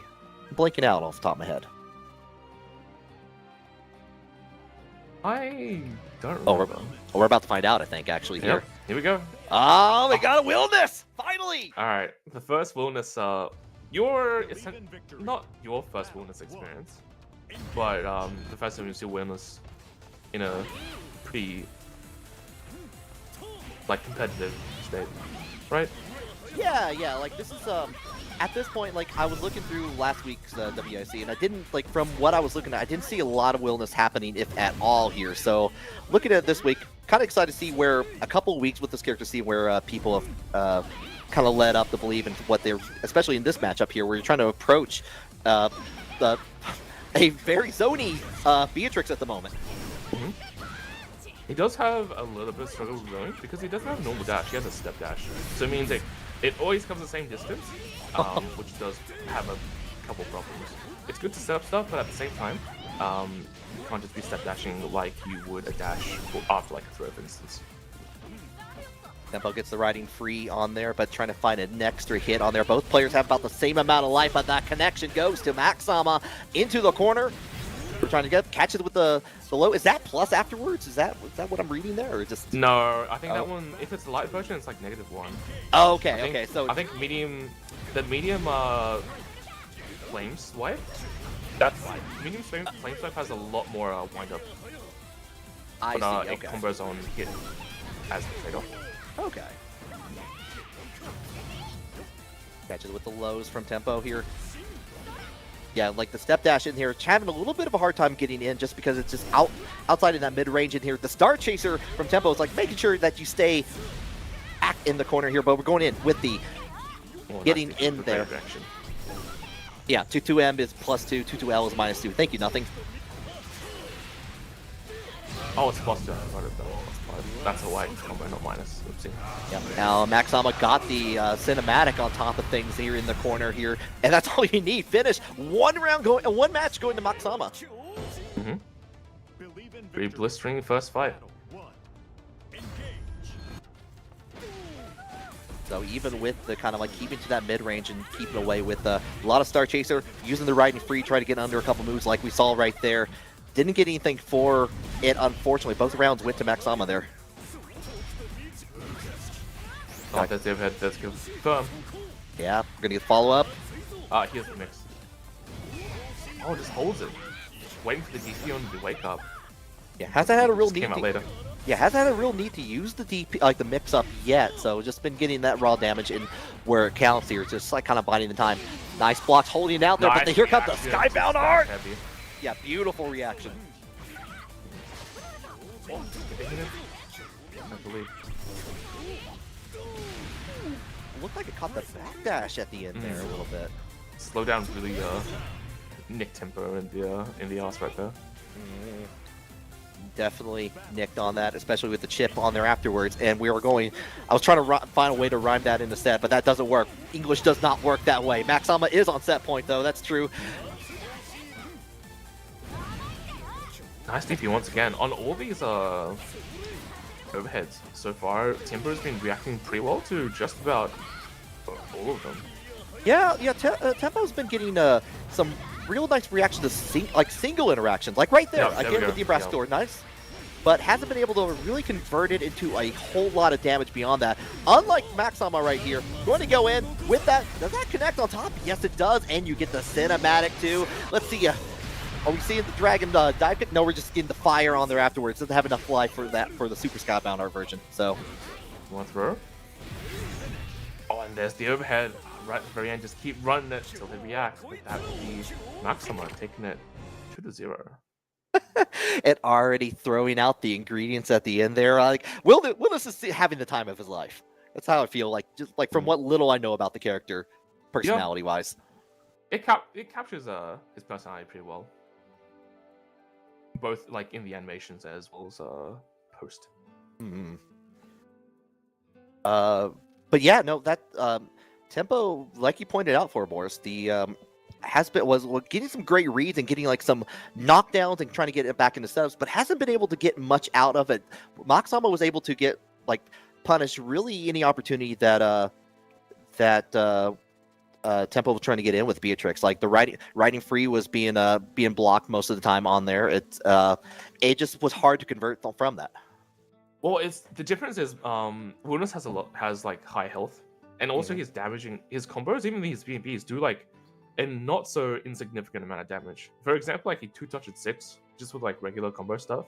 Because like Hadron Smash, even though you can't confirm the EX of pokes, just like light Hadron Smash does a pretty good chunk of damage. The chip on it is similar to HPA on block. Like it's not a small amount of damage either way you swing it. Okay. But yeah, we have ourselves like just a little quick reminder here for the Matcherino as well. There's still some codes to redeem on top of that. ! Matcherino. Let's we're in the middle of the top 8. You got a little bit of more time, but I'd love to see those codes get sent to the bottom there. 28 to 50 remain on there. So if like with all of you in the chat, if you have not already logged in and claimed your code, which by the way, if you've already done that, thank you so very much. Like this helps to pay out the top, like at the moment for top 3, if we get more in the bank, it goes into top 4 and top 6 and top 8 as well on that, depending on the amount on there. You can see that and more on ! Matcherino and click the link.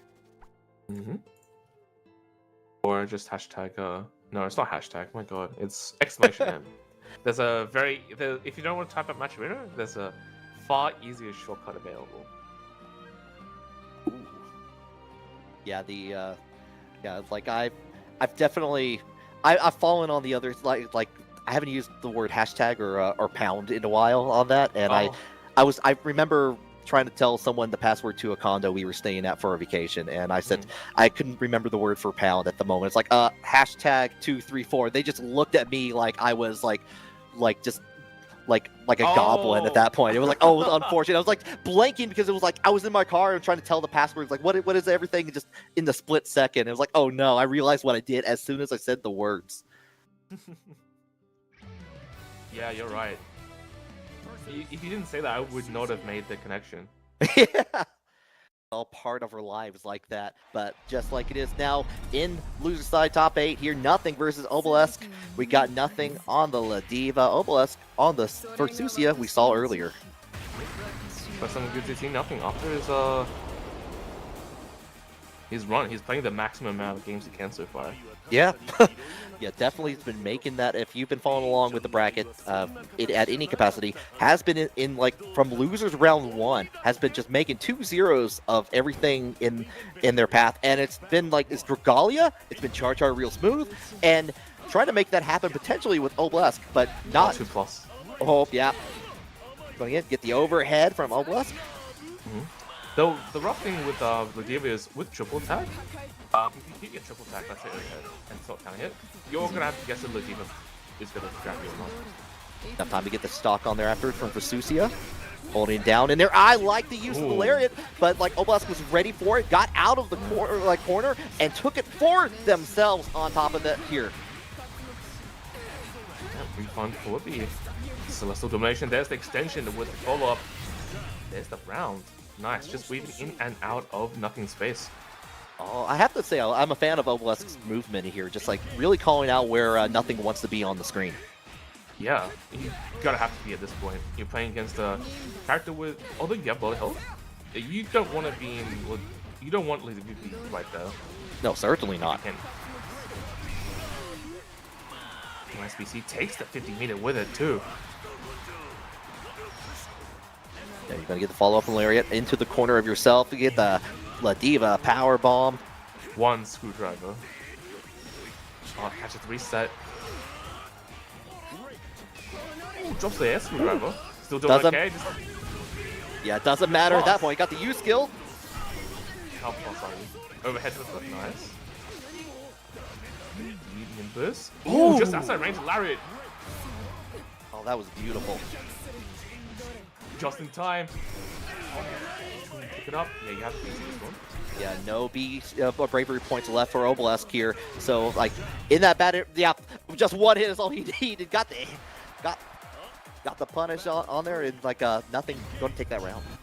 It's like fighting off a damn zombie. He just keeps coming at you. Yeah, it's like I can still fight.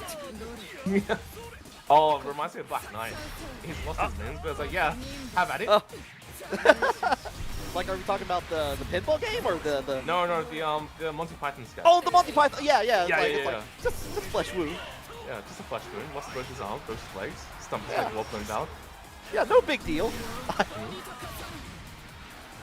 Oh, a draw then. Got the BC on there. Nothing's used a lot of the nice BC early on here.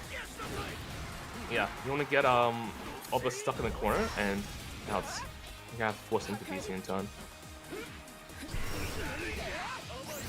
Yeah, forces the BC out. Obelisk is going to get a little bit of extra damage on top of it, but the stagger in there. Going to get the confirm on the run-in. Obelisk taking that first one. This is the first match since nothing has gone into losers that they've lost.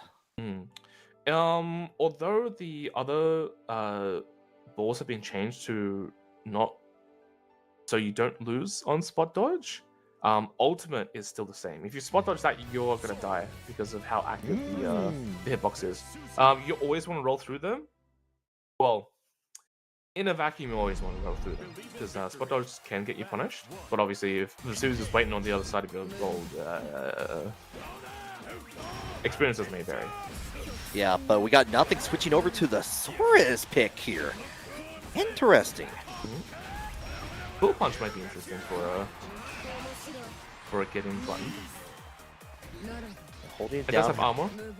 The downside is you also get stuck in hit stun if it does trigger armor. That's true. You still have access to a lot of the same tools that like the layer. a lariat type effect from Sora's, like getting the approach in there. You got plus frames that you have to worry about on there afterwards here. The EX keeping a hold down. Obelisk doing a real good job blocking. Does get a little bit clipped in there. We're air hockeying all the way to the left-hand corner. Axe kick. The other thing that Sora's has that Legit doesn't is chip damage. That's true. And we're about to see it happen right there. Good call out. Because if you're not going to be able to get your Larian, or if it feels too risky to, you're not going to be able to leverage like the Ladima's like greatest strength, right? So got to hit, using the stock early on in there just to complete the combo on there. Holding it down far away, trying to keep that keep the approach as plus as possible here. But we get ooh, yeah. The slowdown on top of that really kind of put a finesse to that, really. When I get verbatim with like each skill, that always feels bad because I know it's coming. Yeah. I all the time in the world like regret my mistakes. Yeah, it's definitely the comedy moment where you like to slow down. You can hear yourself saying "Yo." Yeah, the cartoon thing. Oh, one thing interesting thing about the 5U activation, it leaves the Susie at -5, but also spaced out. So if your normal doesn't actually reach and you try to poke her, she can counter throw to your fire. Okay. Oh, this is one of the new buffs. Okay, so on install activation, your wait a minute, how much? You're meant to gain up to a certain amount. Oh, never mind. I don't even need it. Nice, another good throw bait with the ultimate rock smash. That would be nothing, even if the game's 1-1. Yeah, the Sora's pick looking pretty good there. Even that with no life on the table, with just like going in like what we saw earlier, getting big hits on the bait on there afterwards, tying things up 1-1. I saw. Oh, it was only Wilness hover. What a shame.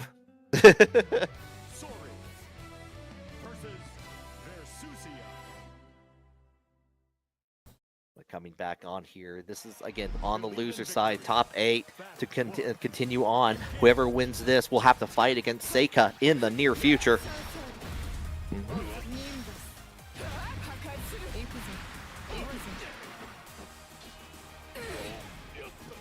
Catches on the overhead. Ooh, dash light. Still good.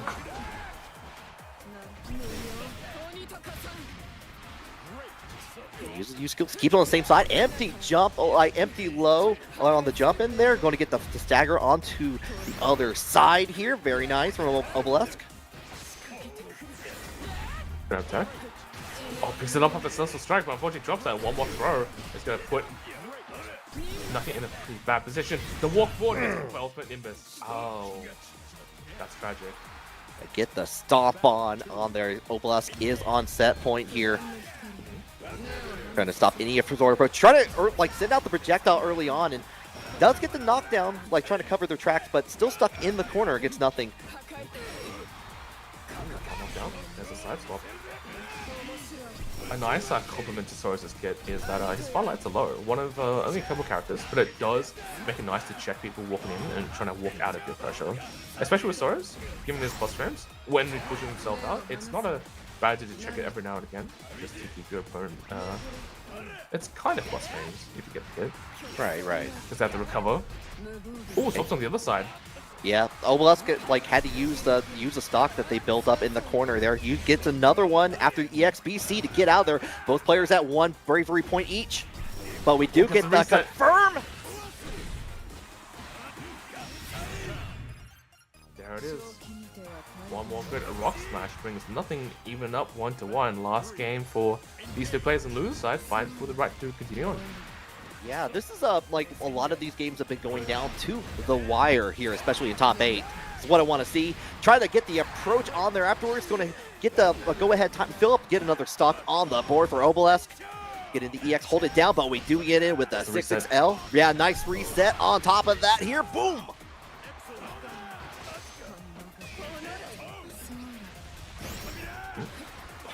The bravery. He got hit and he kept walking forward. It's like, no, I'm not afraid. I'm not afraid of any of this. No, absolutely not. I'm the one afraid now. Good God. Yeah, I'm terrified. That's why I'm behind the mic here.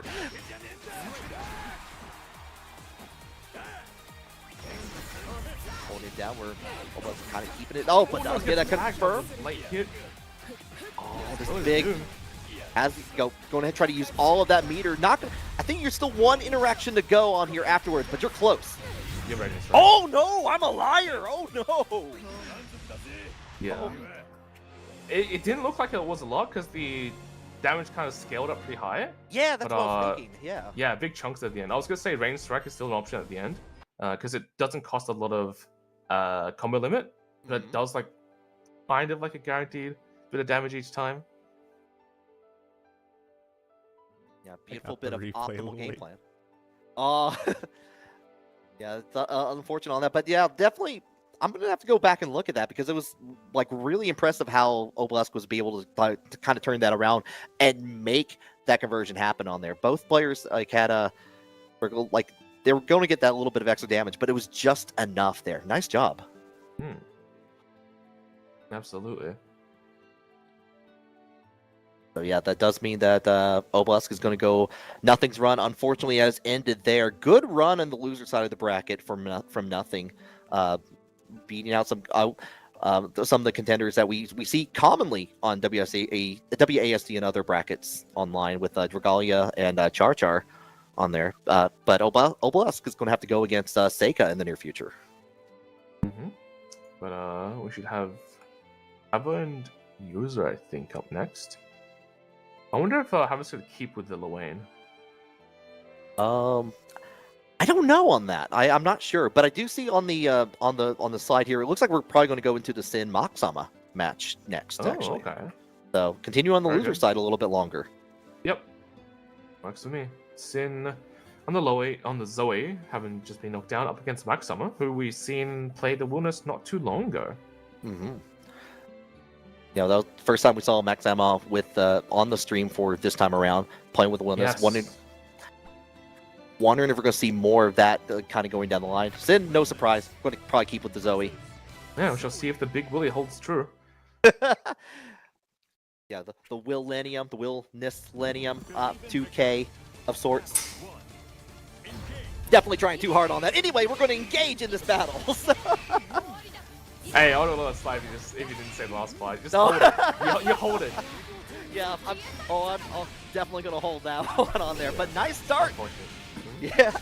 Gets in the spinning swings from Sin in there. Enough time to Sin in with the Dragon. Check with the 2M on top of that. And it does catch Maxama trying to get into the air. That's tragic. It was right at the very end of the Dragon engage too. It just got reset before the pressure could really... Well, not truly end, but now you've got a nice refund on it. Mega Pressures ahoy. Spinning the PC. Getting a little bit of approach in there, but we're going to get caught with the EX version of the Thunder. Striking down 3 different hits in there. Last 2 hitting Maxama to get the first round for Sin. Bottoms and Zoe can be a little tricky sometimes. Like Heavy Laser there's a sweet spot dodge point. We did see that Maxama got caught by the sour point right at the middle of that last round, which is how he ended up in the corner. Nice reaction. Yeah, use the invincible version of that DP just to get back their turn, keep it down on there. Going to use the Raging Strike into the chain in there. Going to follow up, get enough time for a setup in there, hold down the fort and catch. Again, Maxama really trying to get out of that corner and not really getting anywhere. Oh, that's going to be blocked. Oh, that's tragic. I don't think it was meant to be bot Ness's BA, but that will result in Sin's first game. A shame that Maxima couldn't quite hit the ultimate Hadron Smash. Had the 2 Ls, had the fire L. It's right at the very end. Yeah, that's unfortunate indeed, but has another chance here. Sin up 1 as we go on. Using the EX in there, just catch Sin on the way down. Does get a confirm, but nothing else for it. Ooh. The rare bisection of the spinning slash. It's punishable on block, which makes it really bad when you get hit by it. You're like, what could have been? Oh, yeah, for sure. I'll try to go in with the 6XL from Wilderness Ooh, nice. in there. Use of JL to at least catch Sin not jumping up the free. It's going to cost him. Them's the breaks. Keep in check with the Dragon. A little bit of the jumping U, but there's the anti-air, the 2H. Yeah, going into the bisection, just going to finish it off. Set point for Sin. Oh, that's rough. Sin was waiting for the jump out too. Yeah, Maxama has been very, very jumpy this turn, especially in the corner, trying to find ways to get out. And Sin has been like holding it down, pressing the right buttons to really lock down until right about now. Does have the back throw in there, get back in there, and again, Maxama tries to jump out of there, going to get hit with the 6,000 Sin. Oh, stops at the startup of the volcanic knee. There goes the plus frames. The corner. What a grab! Yeah, beautiful. Nice. Another chance here, using the BC, get out of the situation here, get back to neutral. Oh, and action again. Oh, Sin's on it for sure. Not enough to kill, but that was what we were seeing also in the match against What a spot Yosamitsu. dodge too. Too far for the throw punish, but my god, it's been ready for it all. Oh, and the dragon was behind, you know, like with the laser pointer shining it down, forcing Wilness to fall down into the pit, into far below on the loser bracket there. Unfortunately, going to be knocked out of the tournament. Sin is going to be moving on. Oh, but what a brilliant series of matches! Not only getting the it feels like it's kind of hard to spot dodge the rainy strike when it's like your opponent's turn, especially in like that situation. But yeah, Sin's reactions are quite nice. We saw that we saw the reversals through the flame slash and the flame swipes, as well as many other things, the jumps. Right. Yeah. Just keeping Wilderness caged into a very uncomfortable position. And like the spot dodge that we're seeing here. We were talking about that earlier in the match against Yosamitsu with Sin. Sin had some really good reaction, was calling out a lot of things from Yosamitsu, but was not able to convert on it. This time we were able to see absolute conversion happen here, was able to take full control of the round. Oh man. Yeah, speaking about full conversions, we have less than half of the codes remaining for Match Arena to claim. All you gotta do, hit dash exclamation M to bring up the chat command, and it'll bring you to the site where you can log in through one of your socials of choice. If you're there, sponsor quests are also available, as well as making the donation if you so choose to. Yeah, I'm sure the players would appreciate it greatly. Yeah, absolutely. Right now we're in that the top three will get a payout for that. So we already have we have our top four decided so far here. So 3 of these players are going to be in the payout for this bracket here. If you've been enjoying this or any of the WASD open brackets for any of the games that they do on a weekly basis, for Uni, Melty Blood, Granblue, of course, on there, feel free to chip in. I'm sure the players will greatly appreciate that. Absolutely, you bet.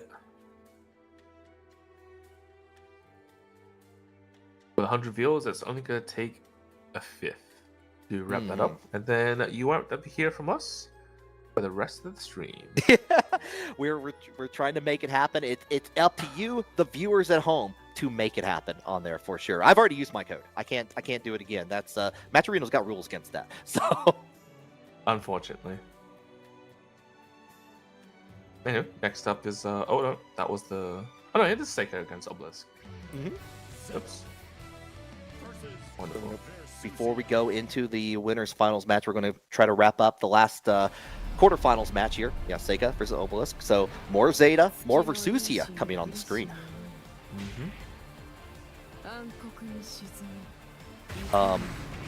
Yeah, with Zeta trying to approach on there against like big bodies, especially Versusia here. Like how do you feel about this?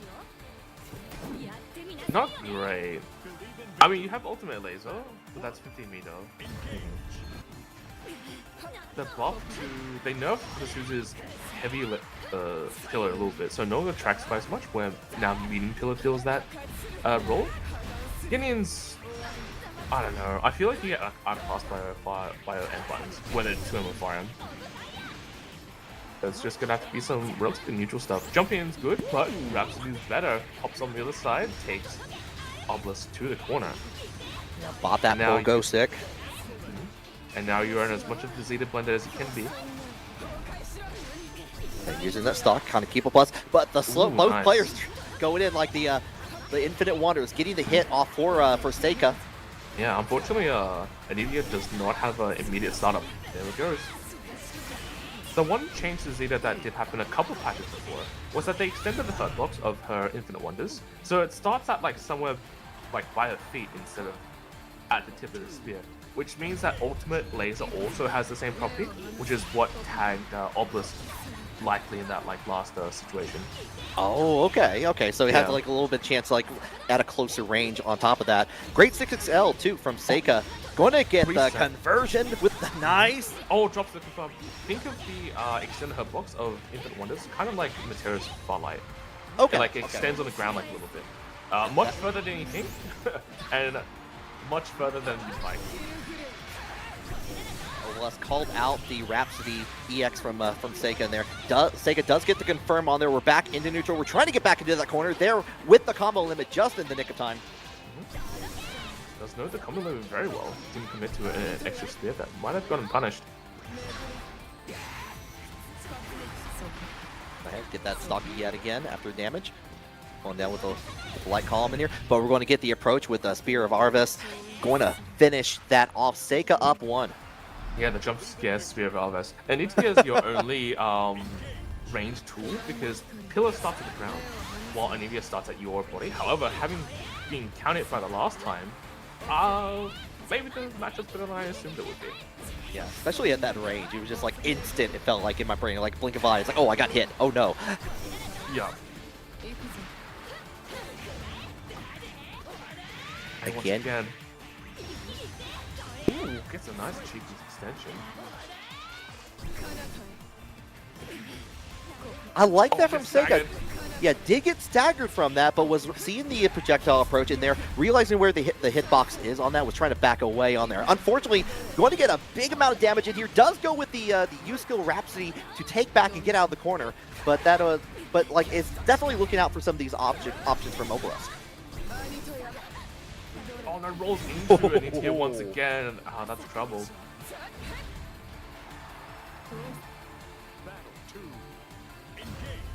Yeah, so Ultimate Anivia has still kept its same properties before. Whereas the rest of them keep moving mid-screen, the Ultimate version just kind of stays there. Right. Which is what I assume Seika would have thought of the move. Seika changed out like the dive spear at the last minute in there, expecting the anti-air from Obelisk. Is going to take the corner, get a couple of throws in there, trying to test it out, but getting clipped by the 2L Rhapsody from still Obelisk. picks up. Ow, Nice. okay. Yeah. Not as good of a conversion rate as the neutral, but has more range. Maybe Infinite Wonders. Uh-oh. You're going to get that clip. There it is. Seika's moving to set point with it. Okay, last opportunity here. Try to go in with the run in on there. Seika striking down at that moment. Yeah. Did it preemptively. Pretty good choice. Especially with the speed that this user does kind of fly towards you. Yeah, definitely like kind of runs like a bullet train running in there. EX Rhapsody going to call out the Spot dodge. throw. Yeah, the throw from Obelisk here. Yep. Nice. I'll just hold it patient like Rhapsody in once again. Breaks right through. Yeah, we're going to go ahead and spin that meter, spin that cash. One more interaction to go on top of that here. Going to hold on with the pogo stick, get the conversion in there and the knockdown. That's it. Seika going to be moving on into loser semifinals. Oh, yeah, that's rough. Yeah, there was some solid play on there, but Seika was just kind of one step ahead in most cases. Even when they were getting the most amount of damage that Obelisk was kind of getting with the U-Skill projectile staggers and getting to the corner, Seika was just trying to be on the lookout for a lot of the momentum, a lot of the actions that Obelisk was trying to bring in there. Yeah, it was like start of that last round. Seika swung the far heavy to catch the dash up, right? Then you had to do that preemptively. So not only do you know the range, also knows the potential range in this last bit too. You just got to hold the pogo really. I think the start of pogo was too high, so you couldn't BT that one. The later ones, you're gonna kind of play by ear and guess. although the mix isn't quite as good without the FGK anymore. This, yeah, it's not ideal. Yeah, not ideal, but can still make it work as we're seeing here in the replay. But that does mean our loser semifinals decided there between Sin and Seika. But I do believe that also means we're going to go back up to winners finals for a bit for our first of 3 of the evening with Have a Nice Day versus Yosamitsu. Oh, very good. Interested to see what if how it sticks to the Luane or not. Yeah, we haven't seen much of Have a Nice Day on the stream so far, other than but when we did, it was pretty dominating with the Luane pick on there. Did beat Seika 2-0 that we saw at the beginning, top of the hour for top 8 there. But that is, yeah, I'll be excited to see what we come up into there. In the meantime, though, we do have that Maturino once again here. Let's see all those codes get drained to the very bottom. I want to see that number 0 and not 2-0 for the number of claim codes to redeem on there. So just, exclamation point M, exclamation point Maturino, anything in between, probably not going to work. Moobot's not that programmed on there, but you can make it happen. Just sign in, get that prize pool set up. Right now it's for top 3 payout. If you feel generous, if you want to see, if you've been really enjoying the night and this evening's entertainment, feel free to toss a little bit into the pot. No big deal though.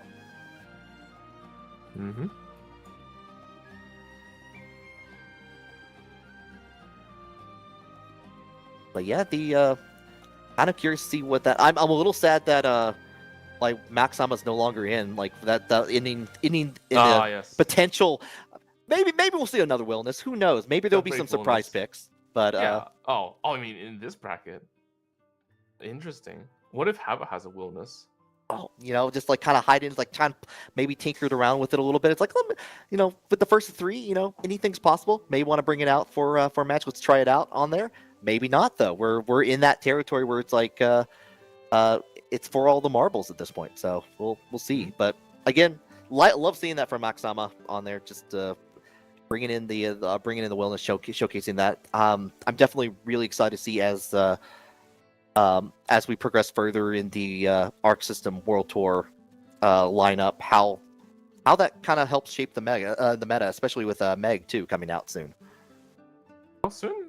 It's not next month, right? It has to be the month after.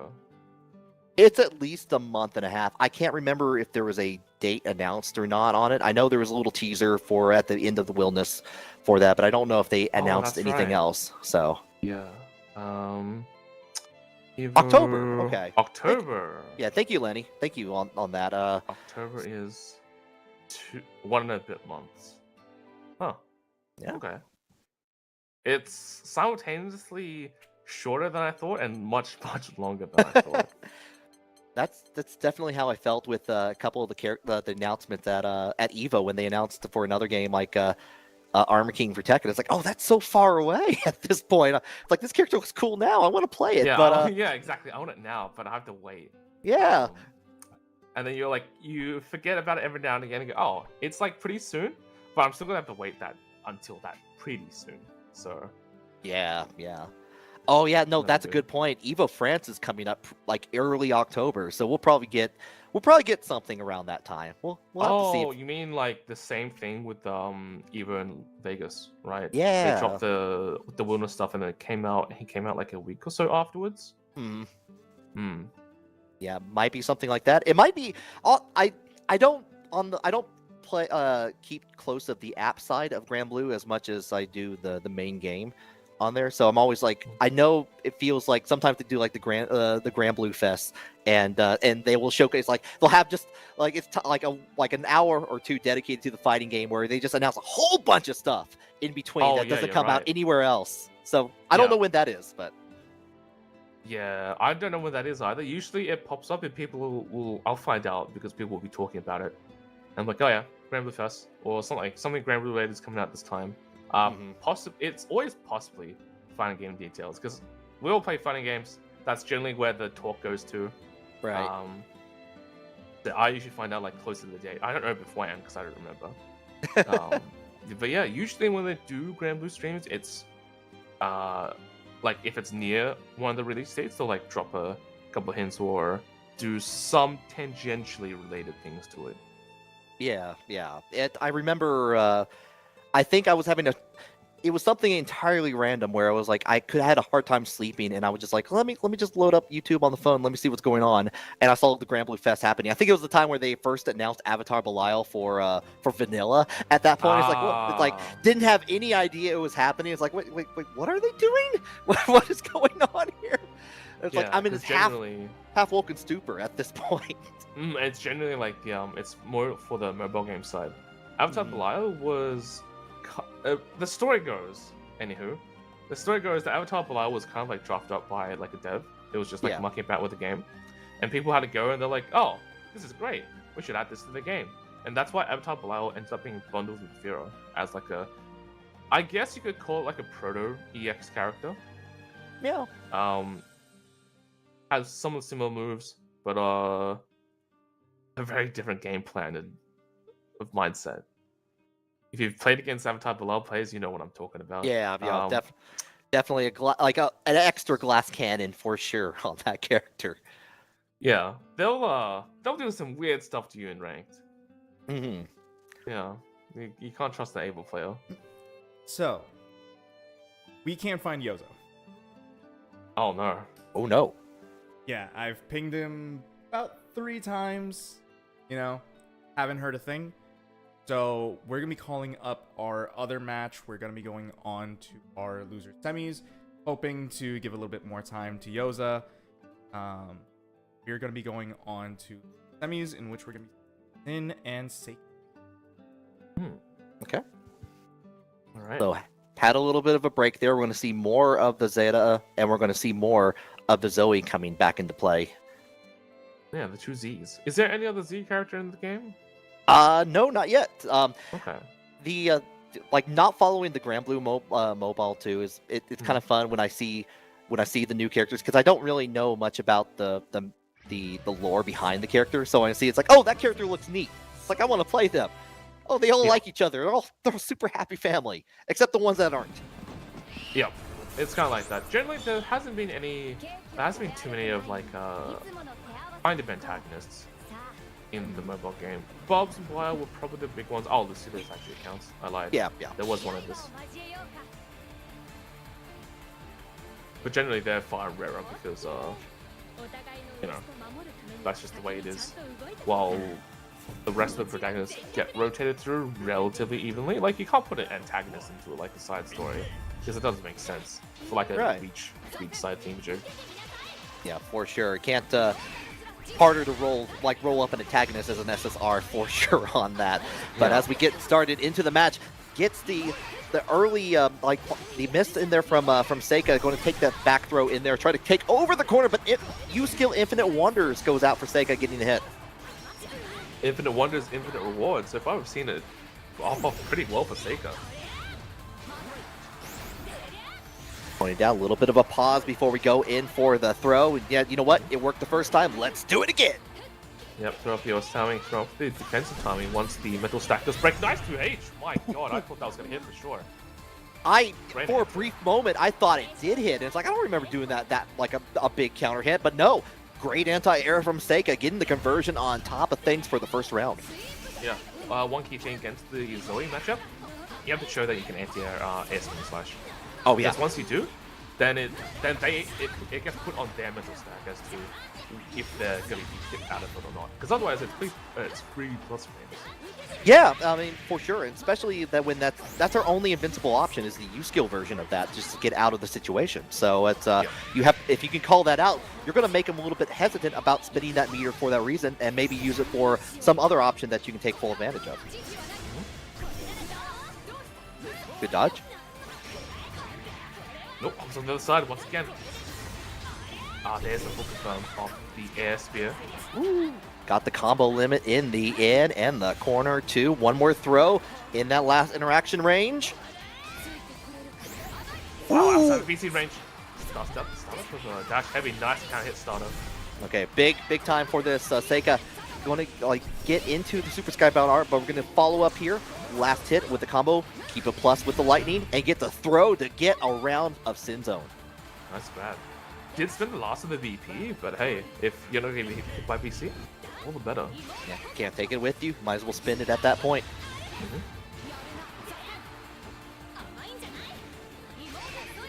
Second with 6XL, but we go in. We got in with the EX version of DP here, holding down with the dragon.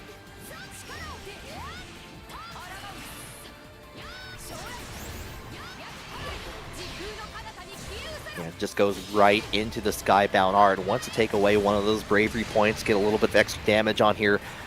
Going to build up a little bit more of that meter on there. Tried to go right back into it, but the EX Rhapsody from Seika gets back into neutral. Oh, nice. Yeah, sweeping laser. Oh, picks back up off the ground. Rain striking the chain will certainly do it from here. And there it is. Sin will pick up the first game. Yeah, a little bit of back and forth on top of that, but Sin found the rhythm in there. This is loser semifinal, so we're still first 2. The rest of the matches that we have after this point will be first to 3. So this is Sin looking in a pretty good position right now. Pretty more too, that heavy dragon or heavy laser at least shuts off no small amount of what Seika has been doing with the air spears. It limits the options, and you're gonna cover this pretty far. Limits Azita's approach options a little bit more. Oh, backdash is good. Nice. Grabs from the effective close heavy. Too slow of a startup for it to beat 4 frames. Yeah, goes in with the jumping you at the very end. Does get hit. Early spot dodge means that you're going to get hit with the big laser from the dragon on here. But we do get a counter hit. We're going to get back in there enough time to get a set up on there afterwards. Trying to check with the 6XL. Does get the counter hit briefly, but the anti-air from Sin is going to close out the round. Once again, pretty nice stuff out of Sin. Both players anti-airing each other pretty consistently now. It's all a matter of just getting the first breakthrough.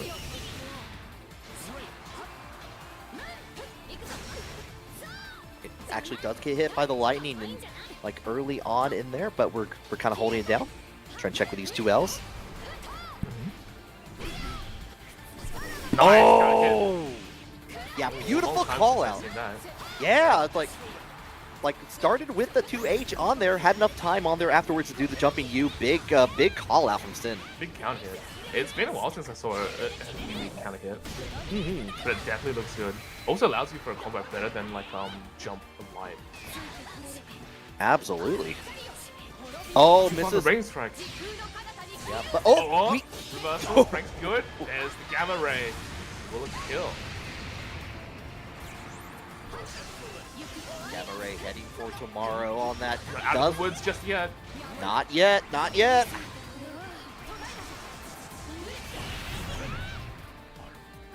Oh, yeah, I love that. Using the medium dragon flame on there just to keep a closer range. Realizing that it's I want to take a look at this at the very end with the replay here.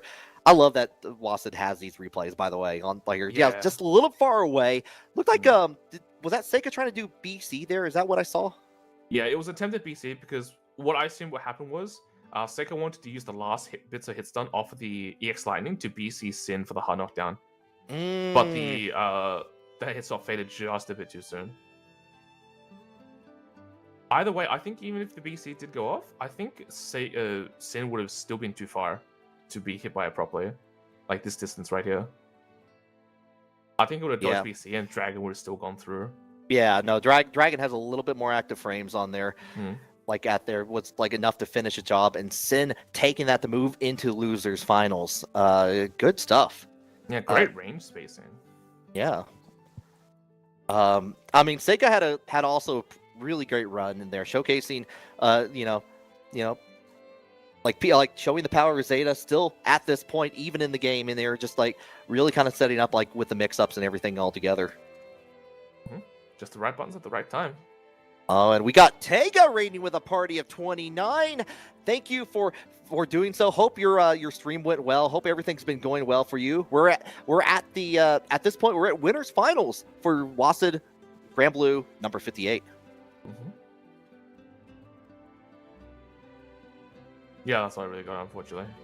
I'm just still looking at the spacing here. It's so good. It's nice. It's so good. Yeah, and you know what? This is a good time. We got some new viewers in here. Before you do anything else, click on that Matcherino, !M, Matcherino here.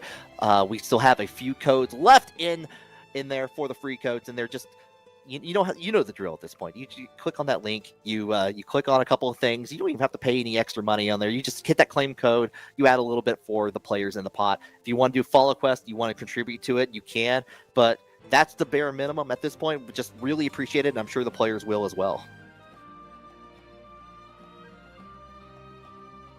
Most certainly. Just a couple more codes left to claim. Choose. You can. Everyone, most people have a Google account, but you can just use a random one you haven't used in years. And Yeah, there's like 14 of them in that list. I've never seen. Only Matcherino, when I've clicked on that link, I've never seen like one have all the different logins. Like I'm pretty sure like if there's probably like a Foursquare in there somewhere. If they had MySpace on there, they'd probably find a way. They would probably find a way. They have Line, which is pretty surprising. Yeah. Definitely did not expect that one to pop up there. So the real question at this point, though, is how we found Yosamitsu. The missing man himself. Yeah, where in the world is Carmen Yosamitsu? So I have basically added him again and asked a little bit, just, has anyone seen where Yosa is? Not entirely sure. It might be that, they had to deal with some IRL stuff, which is understandable, but the show has to go on. So I'm going to be giving probably about like 1 more minute, given enough time during, winner's side and everything. So I feel like it's appropriate just to give like at least the 1 more minute. After that, it'd be DQing, and then we would have to go straight to grand finals since... Oh, wow. Yeah. Wow. Yeah, that's a good point here. We're at winners finals and we're going right into loser finals afterwards. So if we have to do a DQ, this is going to cut it a little bit short, but it does mean that there's a potential for Sin to get into that grand final position easy.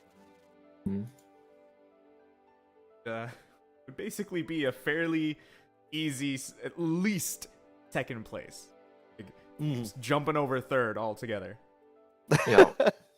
No easy feat to make it this far, that's for sure. But still. No. Even with this bracket, going down here, just looking at the names that I've seen all throughout, like winners round 2, a lot of names that I saw familiar from last week too, like Belfoy Boy was doing some really good work last week on that. Char, really good stuff. Seeing that Vera come out to play. I said it before, I'm going to say it again. Maxama with Wilderness. Really love seeing that. I want to see more of it, for sure. Yeah. Oh, as always, despite the numbers, it's still a pretty hard-fought bracket, regardless. Because we had what was it? We had nothing as the example we talked about before, drop into loser side like round 1. And then he made the run all the way to top 8. Yeah, nothing. And it was like from loser round 1 all the way to fought against Dragalia, fought against Char real smooth. It took Obelisk to get to that part where they were finally knocking down. But that's no small feat. It gets some regular killers in many of these online brackets. And Obelisk had a pretty hard run of it too.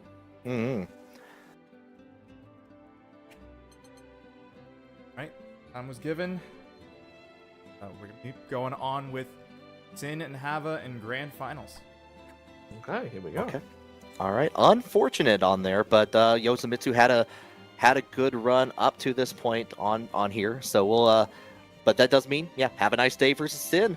We saw the Zoe come back. Have a Nice Day has been on the Loane for the most part. Are we going to see more of that Loane? Yes, we are. The Party Boys are here again. I believe it's the first time. Yeah, they were on the opposite side of the bracket. Okay. Yeah. But no run backs or nothing. Then obviously you would have to run it back if you were to take the first game, the grand finals and all. Yeah. If Yosamitsu was here, we would have the potential run back from Yosamitsu and Sin. That was a 2-1. That would have been interesting to see, but always opportunity in the future. In the meantime, we got to focus on the present into the near future here. Good whiff punish from Have a Nice Day on there, getting the strike away from Sin. Dragon. It's very rare you see somebody beat Dragon. I guess it's in startup. I think it was at the very beginning at that point. Does get the throw on there afterwards. A down on there. Renaissance picture painting at the freeze frame to complete the round. Golden ratio. Oh, once again, nice back dash.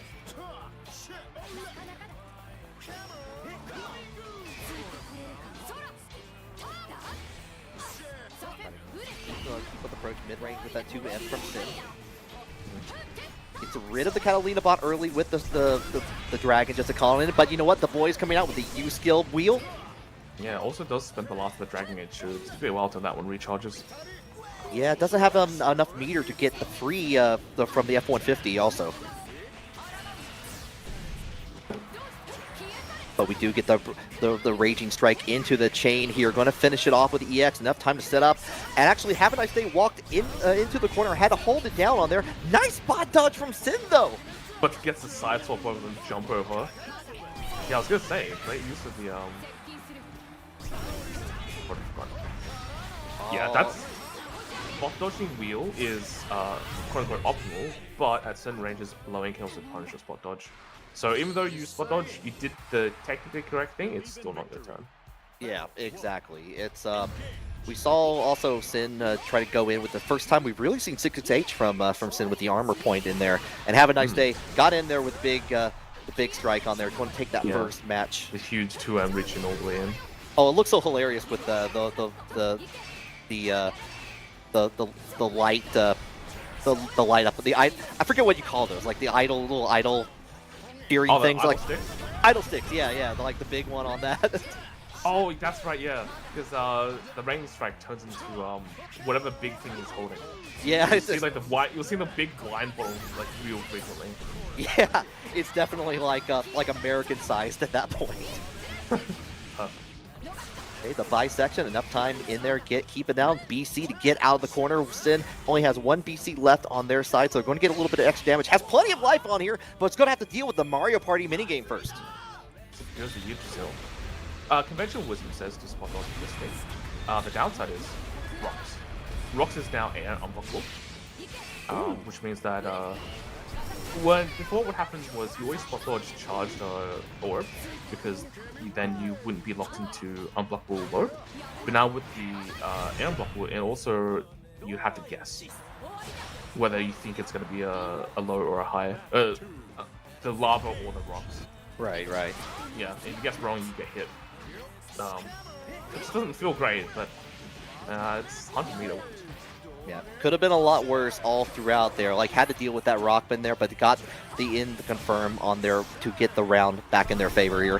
Have a Nice Day, kind of keep it back on, like, on the far range. You still have to deal with the Catalina bot with the last little bit of missile on the way down, but we do get hit with a 6XL into the conversion. Raging Chain. Yeah, I love to see it.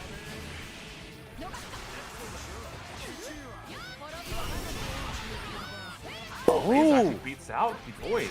That's what rare one that you almost never see.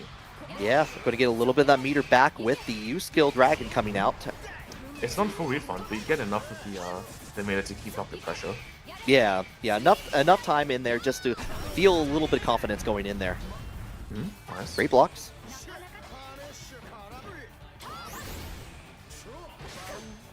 Oh, big spot dodge. Oh, that's chip down. That's why. Oh, no, but by the double lows, it has no bravery points. Ow, that's a definite kill. Yeah. That's a standard at the very end, or maybe reversal, but we're also going to lock that down.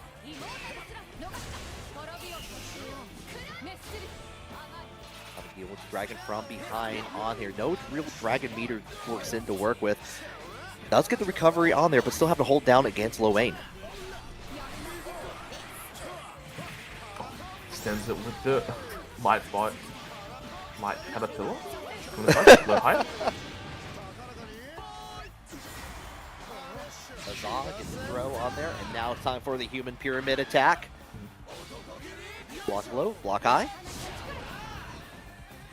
Guard Crush has Super Skybound art in ready range for that. That's not a lot of HP to worry about.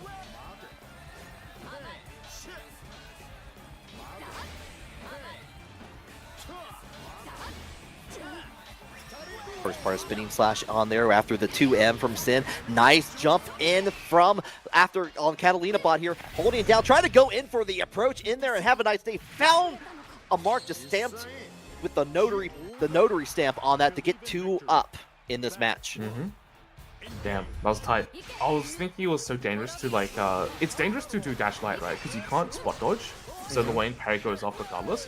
But if you run too deep into like a post light, so you can spot dodge, he might just check your like deep dash. Right, yeah. Medium's always a button, but then like you're not getting that much like pressure starter buff of it. Nice, air spinning slash gets out of the corner and has forced Harvard to use the first DC. And there's that the parry coming out to play, using the heavy dragon in there just to get away from the boys jumping in on that. Does with the triple attack overhead from Have a Nice Day, going to get the conversion into the awesome sauce. There's the drill, there's the stack box. Oh, we got the funny bit. Yeah. Now we've got to get a couple of eats in. Pray for Sunday for that 25 meter. Insane RNG. That's Ooh. Yeah. That's pretty big. Yeah, super big on that. Like got the throw after the whiff, and their Have a Nice Day is on tournament point. Yeah, couldn't quite get in through all the mini missiles and zoning tools. Surprisingly, Loin can play a not bad zoning game. And most zoners, okay, you take a bit of chip, but Loin can also eat, which either refills his health or refills his meter. Right. So it kind of forces you towards him in a similar way that, like, well, Bubs punishes people because he pushes people out with Chaos Cover, right? And then you have to approach him and he, like, pokes you. Dwayne kind of does the same thing, but the threat is 5U of, like, if you do get in, like, a combo too, it might just, like, go away after, like, 2 or 3 5Us. Yeah. Or it just gets, like, 25 meter. Now he has SSBA or, like, SBA. Yeah, really kind of like setting up there. Have a Nice Day found that gap in there to set up, send out Iggy, send out Mom to come help clean up the mess in here. Sin was actually in the middle of Heavy Dragon on top of that too, so had a little bit, like, had to really react fast to the first part of that before getting into the mixed setup here. Sin is on that last little bit of hype, have active Skybound art, nice! Going to go ahead, spin that meter, can't take it with you, make it knockdown, still alive. Takes his heals in, keeps him alive.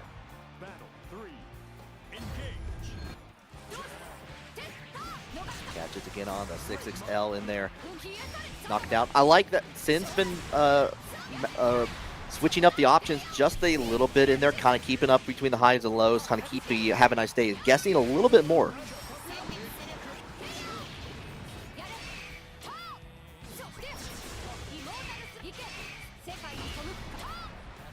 No Dragon Meter left on here.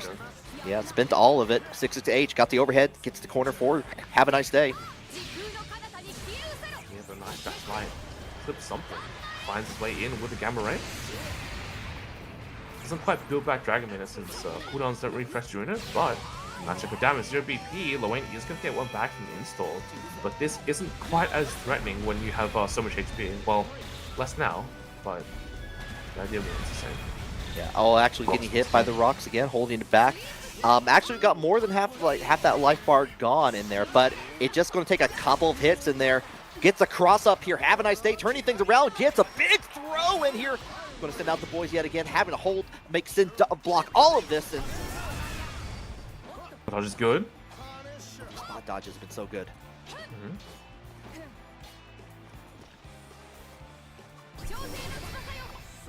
That's a call out. Start up with something with the dragon. Has the meter to work with now. Ooh, crash on the dash medium. Yeah, no, just got U skill territory again here. BC getting out of the situation. Try to go in for the overhead from Sin.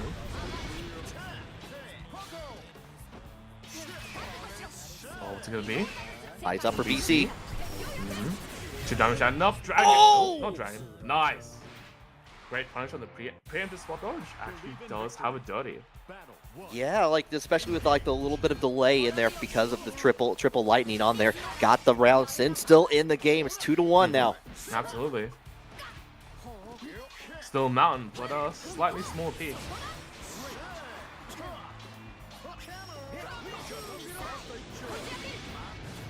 Oh, yeah, using the armor point on that to try to approach, but this is going to be big damage in here. Doesn't get the follow-up.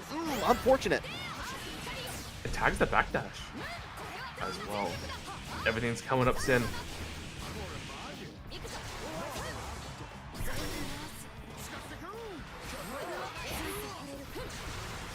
Doesn't want to deal with any of that. Just go ahead, spins a BC. Alright, so reset. Yeah, empty jump.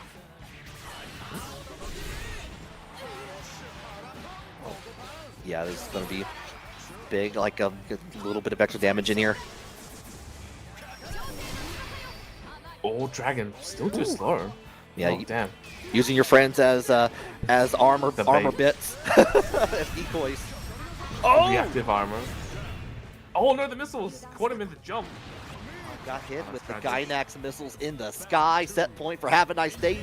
Tournament point again. Seen this place before. Oh, only life punish off the box very low. Yeah, nice deep dash in. Calling out the parry.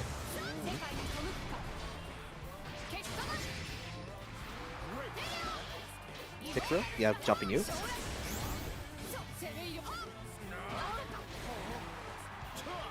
Gonna steal the corner back. Have a nice day. Doesn't get the follow-up low on there afterwards. Going to give Sin a chance to get the confirm into Skybound Art. Take back Destiny just for a little bit potentially.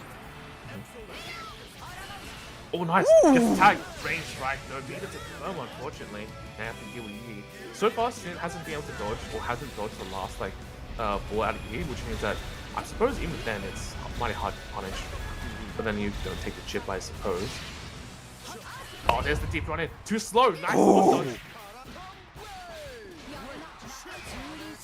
Yeah, already spent a lot of that meter on top of that, so we really couldn't get a whole lot from that on top of things. Got the tick, nice. The 2M converting. Yeah, one more touch is all you need. Gets a throw in the back row. Wait a minute here. Holding down, but get the touch right back in here. Sid keeping it real. Yeah, I didn't spend the EX for the combo, but fortunately didn't cost Sin all that much in the end. Still had the round W. Got with 6XL. The awesome sauce, a little bit of catapult. Try to get in there again with the DP, but unfortunately going to get clipped by the Catalina bot. Get back into the corner. Big to opportunity. That's my time. The Roman candles, we're here to party. Discount fireworks for everybody. Nice, this time Sin getting the better of the dash slide. As he's going to rip 2 off of Havo. Bring the strike down on that, so... Oh, got rid of the boys in there. Still had the lightning in there. Got to deal with it. 6XL! Nice, getting in there.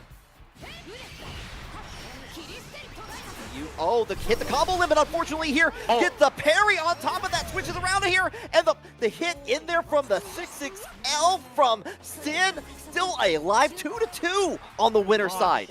Absolutely fudge. Didn't expect that double DP to interact in that way. But yeah, hey, in the end, still goes Sin's way. Yeah, definitely needs to get some scratch-off tickets for sure after this on here. But get in, get the confirm from Have a Nice Day. All the way in the corner with the awesome sauce, going to get the conversion. Fortunate person by the laser. It comes out a lot faster than before. That was a patch. That was a change like a couple of patches ago. But so far, Sin's been using 2M like very aggressively. It's been catching Havo and as well as the summon Luane and no Tommy and forgot what else the name. Oh, Elsa. Oh yeah. Have a Nice Day. Yeah, definitely going in, breaking the glass pretty early in here, trying to stop this momentum that Sin has been building up. Oh, there's one laser. Does catch. Oh! There's the dragon for finish. This times it perfectly now. Now Sin's on a reset point with it. Looks like he has made the adaptation. if you thought we were done with matches here, it potentially could go on for at least one more afterwards here. Sin is trying to make it happen, but Have a Nice Day is trying to stop him. Yeah, has to stop him, has to bring the opinion of the other side on here. Sends out the Catalino out, does get clipped. Once again, that combo is straight away locked in the corner. Fake stuff? No, just real things, but just holding it, waiting for perfect timing. Just 25 seconds on in there, like Sin, like now could lose that reset point opportunity here. Have a Nice Day, trying to finish out things yet again. Ooh, beautiful parry.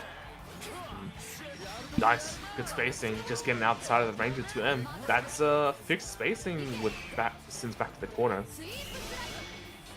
And around with that all day. Have a Nice Day, kind of keeping close to the dragon in there, realizing that Sin's going to try to approach on there afterwards here. But here comes the human pyramid attack on here. You're stuck in the corner. We're keeping up with the dodges here. Going to get that guard crush after. Counting it. The trade. Grab. Okay. Oh, no, that's going to be it. Oh my god, that is going to be it. That's going to be Hava taking the last round back in his favor. 3-2 for grand finals. Yeah, Have a Nice Day. Like turning things around at the end there. God, Sin was making those improvements. Was really warming up, like in there, calling out, like you said earlier, for Boris, with the showcasing like the 6L, really calling out, especially in that mid range. We were seeing a couple times with the when the boys were coming out, was actually able to clip Luane on top of that on there. But it was just at the end right here where that one moment is all you need, and Have a Nice Day was ready to take it. I think that was going to be a 2M.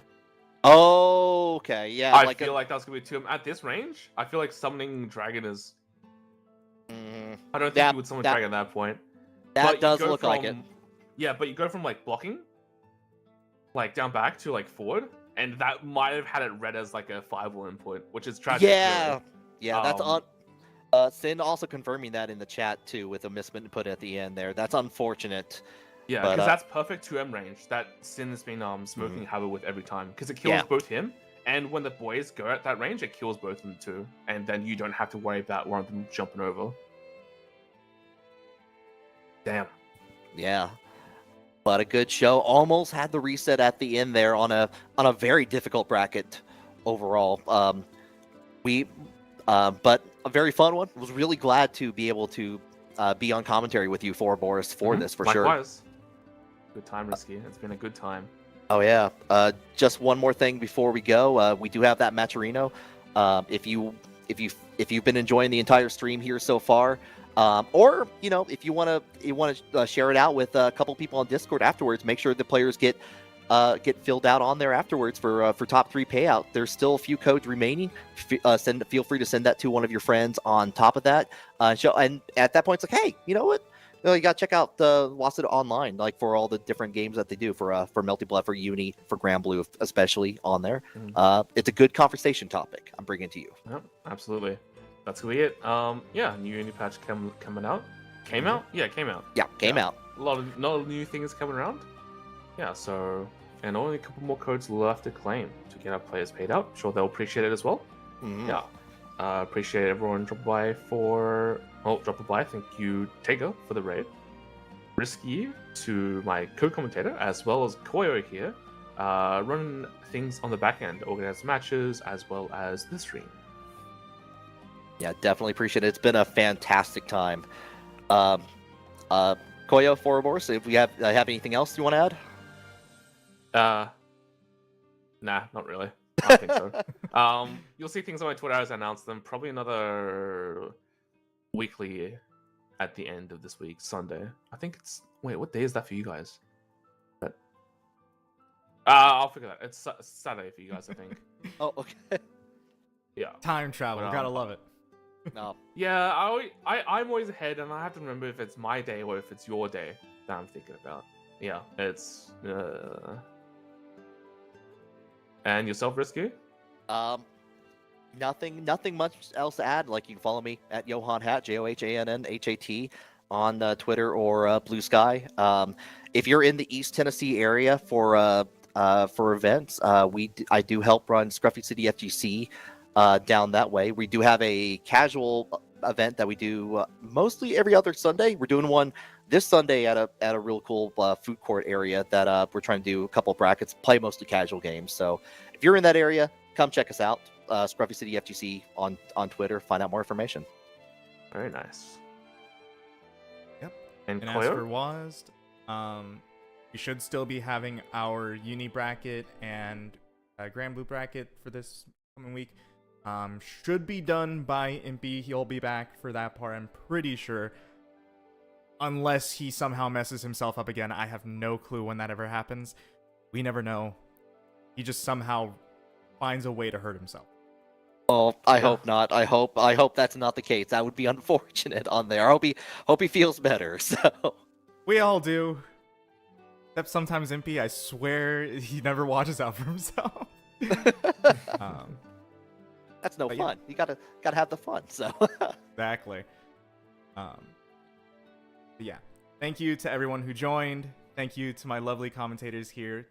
Really helps having you two around. But yeah, we're gonna be sending y'all off over to Boston Blue Beat. They're right now playing some Granblue on this new patch, so I thought it'd be Granblue. Uni on this new patch, so I thought it'd be a good idea. Send them over, send some love. But The fish. gonna be it for us, huh? Ah, gotcha. yep, take it easy. Bye bye, y'all.